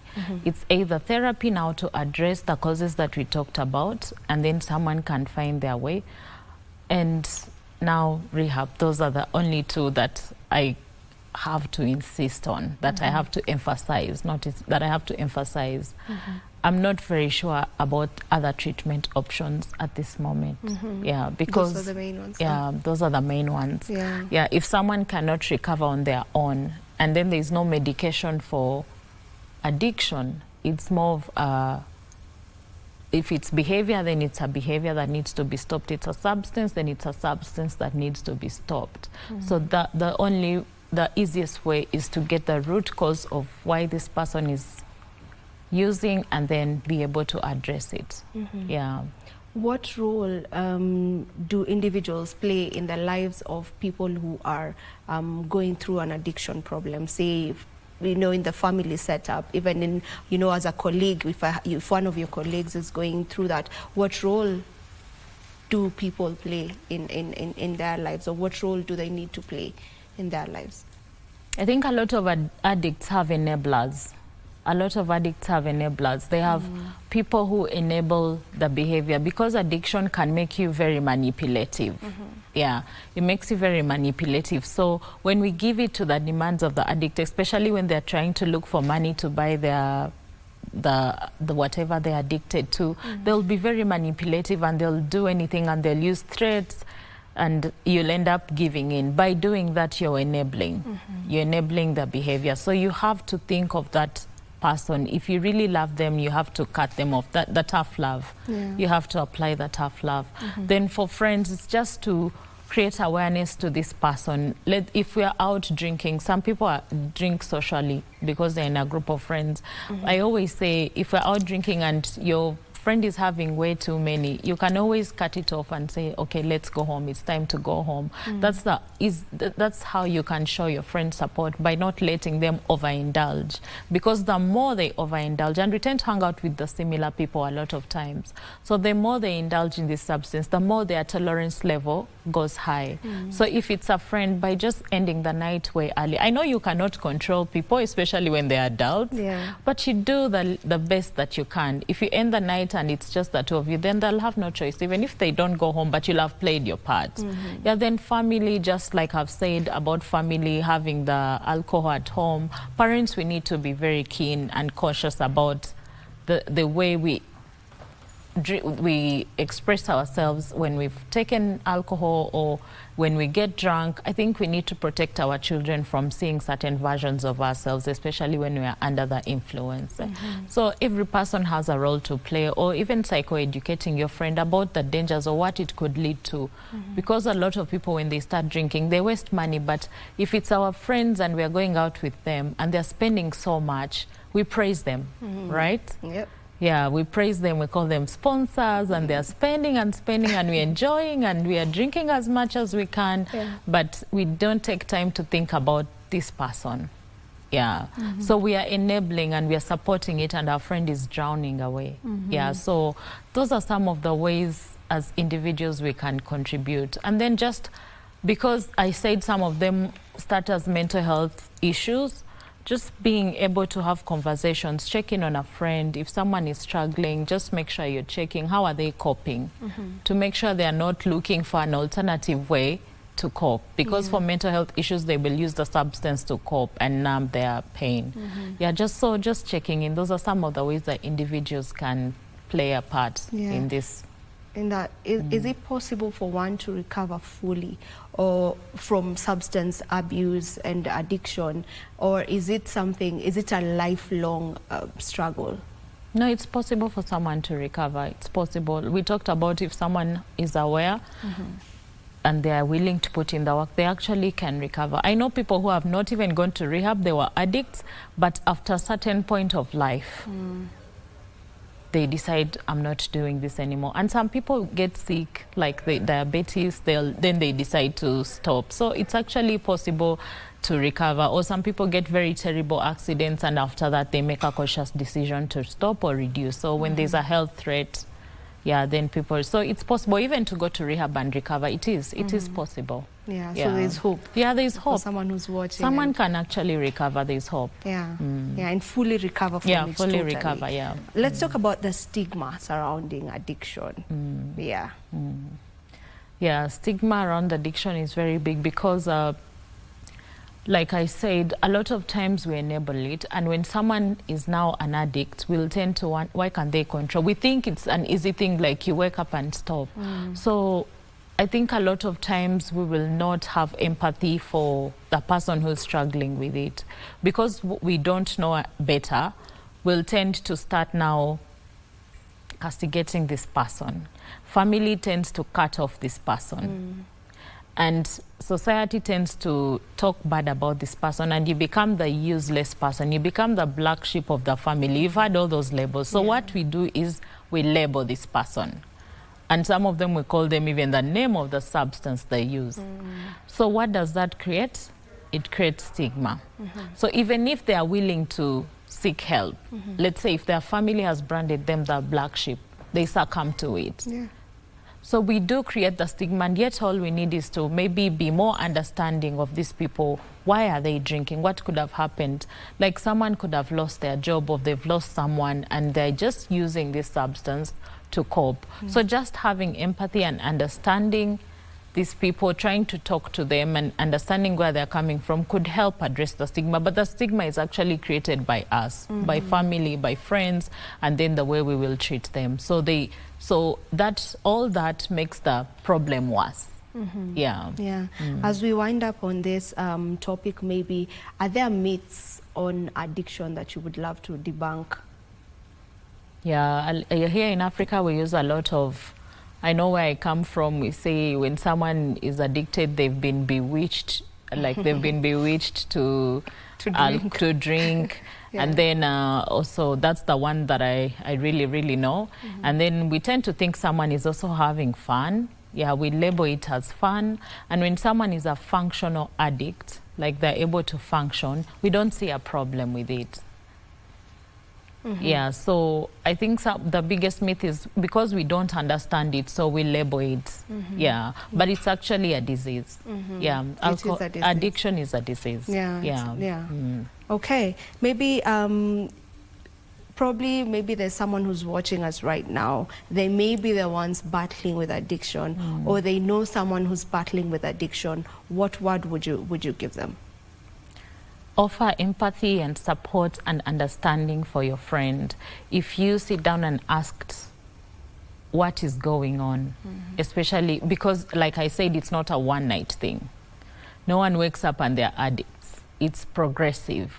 So if you're in someone's life and you've seen them progress and it's getting to a point where it keeps getting worse, just talk to them and find out what's going on and offer the necessary support. If it's a mental health issue, offer the necessary support. Family conflict also causes all that. And if they're drinking from home and the parents need to know. If it's a school-related issue, so for anyone that has been exposed and the ones that just take unknowingly and then maybe get hooked, also having that awareness that I was not meant to do this. I just ended up testing this, but it's not a good thing. So as friends, just sharing and talking about especially how someone's life can turn out if they continue on that same path. Because the consequences are too heavy. Even crime rate, addiction is also will lead someone to commit a lot of crimes. All right. Any final remarks to finish? I just want to know anyone struggling with addiction that there is help. You can get help. You can actually recover, and don't let this substance or behavior erode so much away from your life. Thank you for listening in. Thank you so much for joining us and for shedding light on this conversation. It was a pleasure having you on the show this morning. Thank you. Thank you for having me. All right, that was Tracy Korugendo. She is a therapist and life coach, and our topic of conversation this morning on Family Check was on battling addiction. I am sure you have been able to pick a thing or two from the discussion that we've just had. My name is Vivian Degwa. This is where we end Good Morning Kenya for today. Thank you so much for tuning in. Do enjoy the rest of your viewing. Goodbye.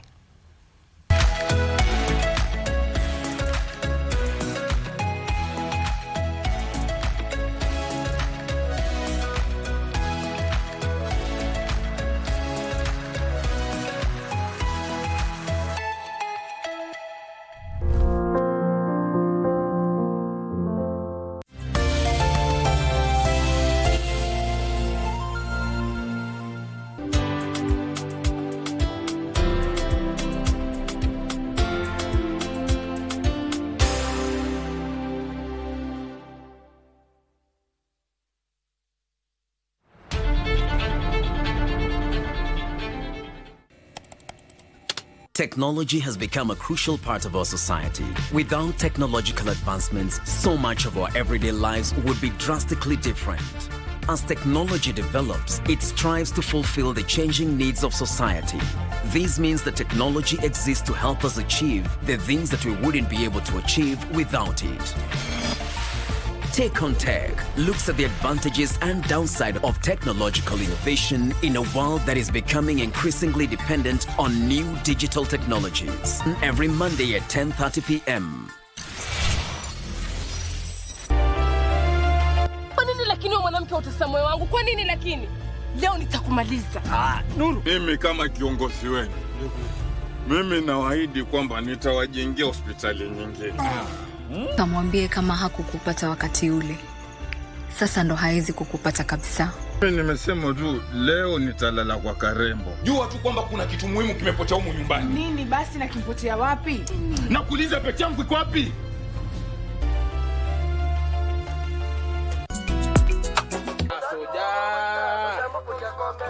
Katakata hizo vitunguu nyanya moja mbili tatu, alafu zenia leta majimaji unaongeza hivyo makuni inaanza kuwa rahisi. Acha buda. Hata amekuandikia ka message hapa inasema dear Ole Matope. Hiyo ndia naitangwa na watu wa simu peke yake. Nimepata na yeye watoto. Alafu akaolewa na serikali.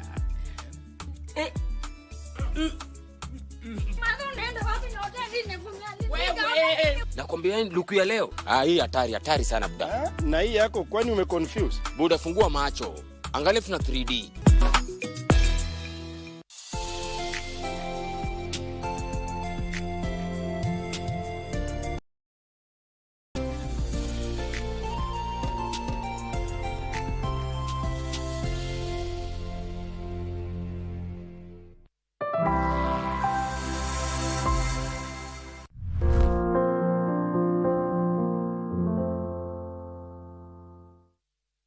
This is Nayanayangikalalaya village, a remote part in Turkana County which is about 600 miles from the capital city of Kenya.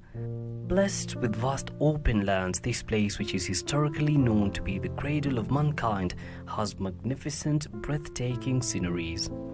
Sadly, the thrill of the aerial spectacular views fades off quickly as one drives through this small town. Looking around, one is left wondering how the residents living in this semi-arid area survive given there aren't any special amenities nearby and most importantly health facilities. After several miles of driving through the village, we finally come across this dispensary, the only facility around. Seeking medical attention here can be a nightmare to most people, and more especially those who reside in the far interior parts of this neighborhood. There is barely any means of transport that can be used for mobility in case of an emergency, and a motorbike can only be spotted once or twice after every 2 hours.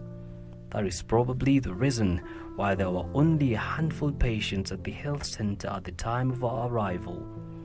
Amidst all of these challenges, Sabina, a community health promoter, Unisaidia. Sasa mimi nitasaidia namna gani kama sina kitu ya kusaidia? Mtoe kitu yenye mimi nabebanga watu. Kama watoto nibebe, kama wamama nibebe. Wapi kitu ya watu? Wanasema leta pesa. Mimi nitatoa pesa wapi? for Sabina, offering service to humanity gives her satisfaction and joy. This is why she keeps working as a community health promoter day in, day out. It's ultimately through such selfless acts done by selfless people that the world can be a better place.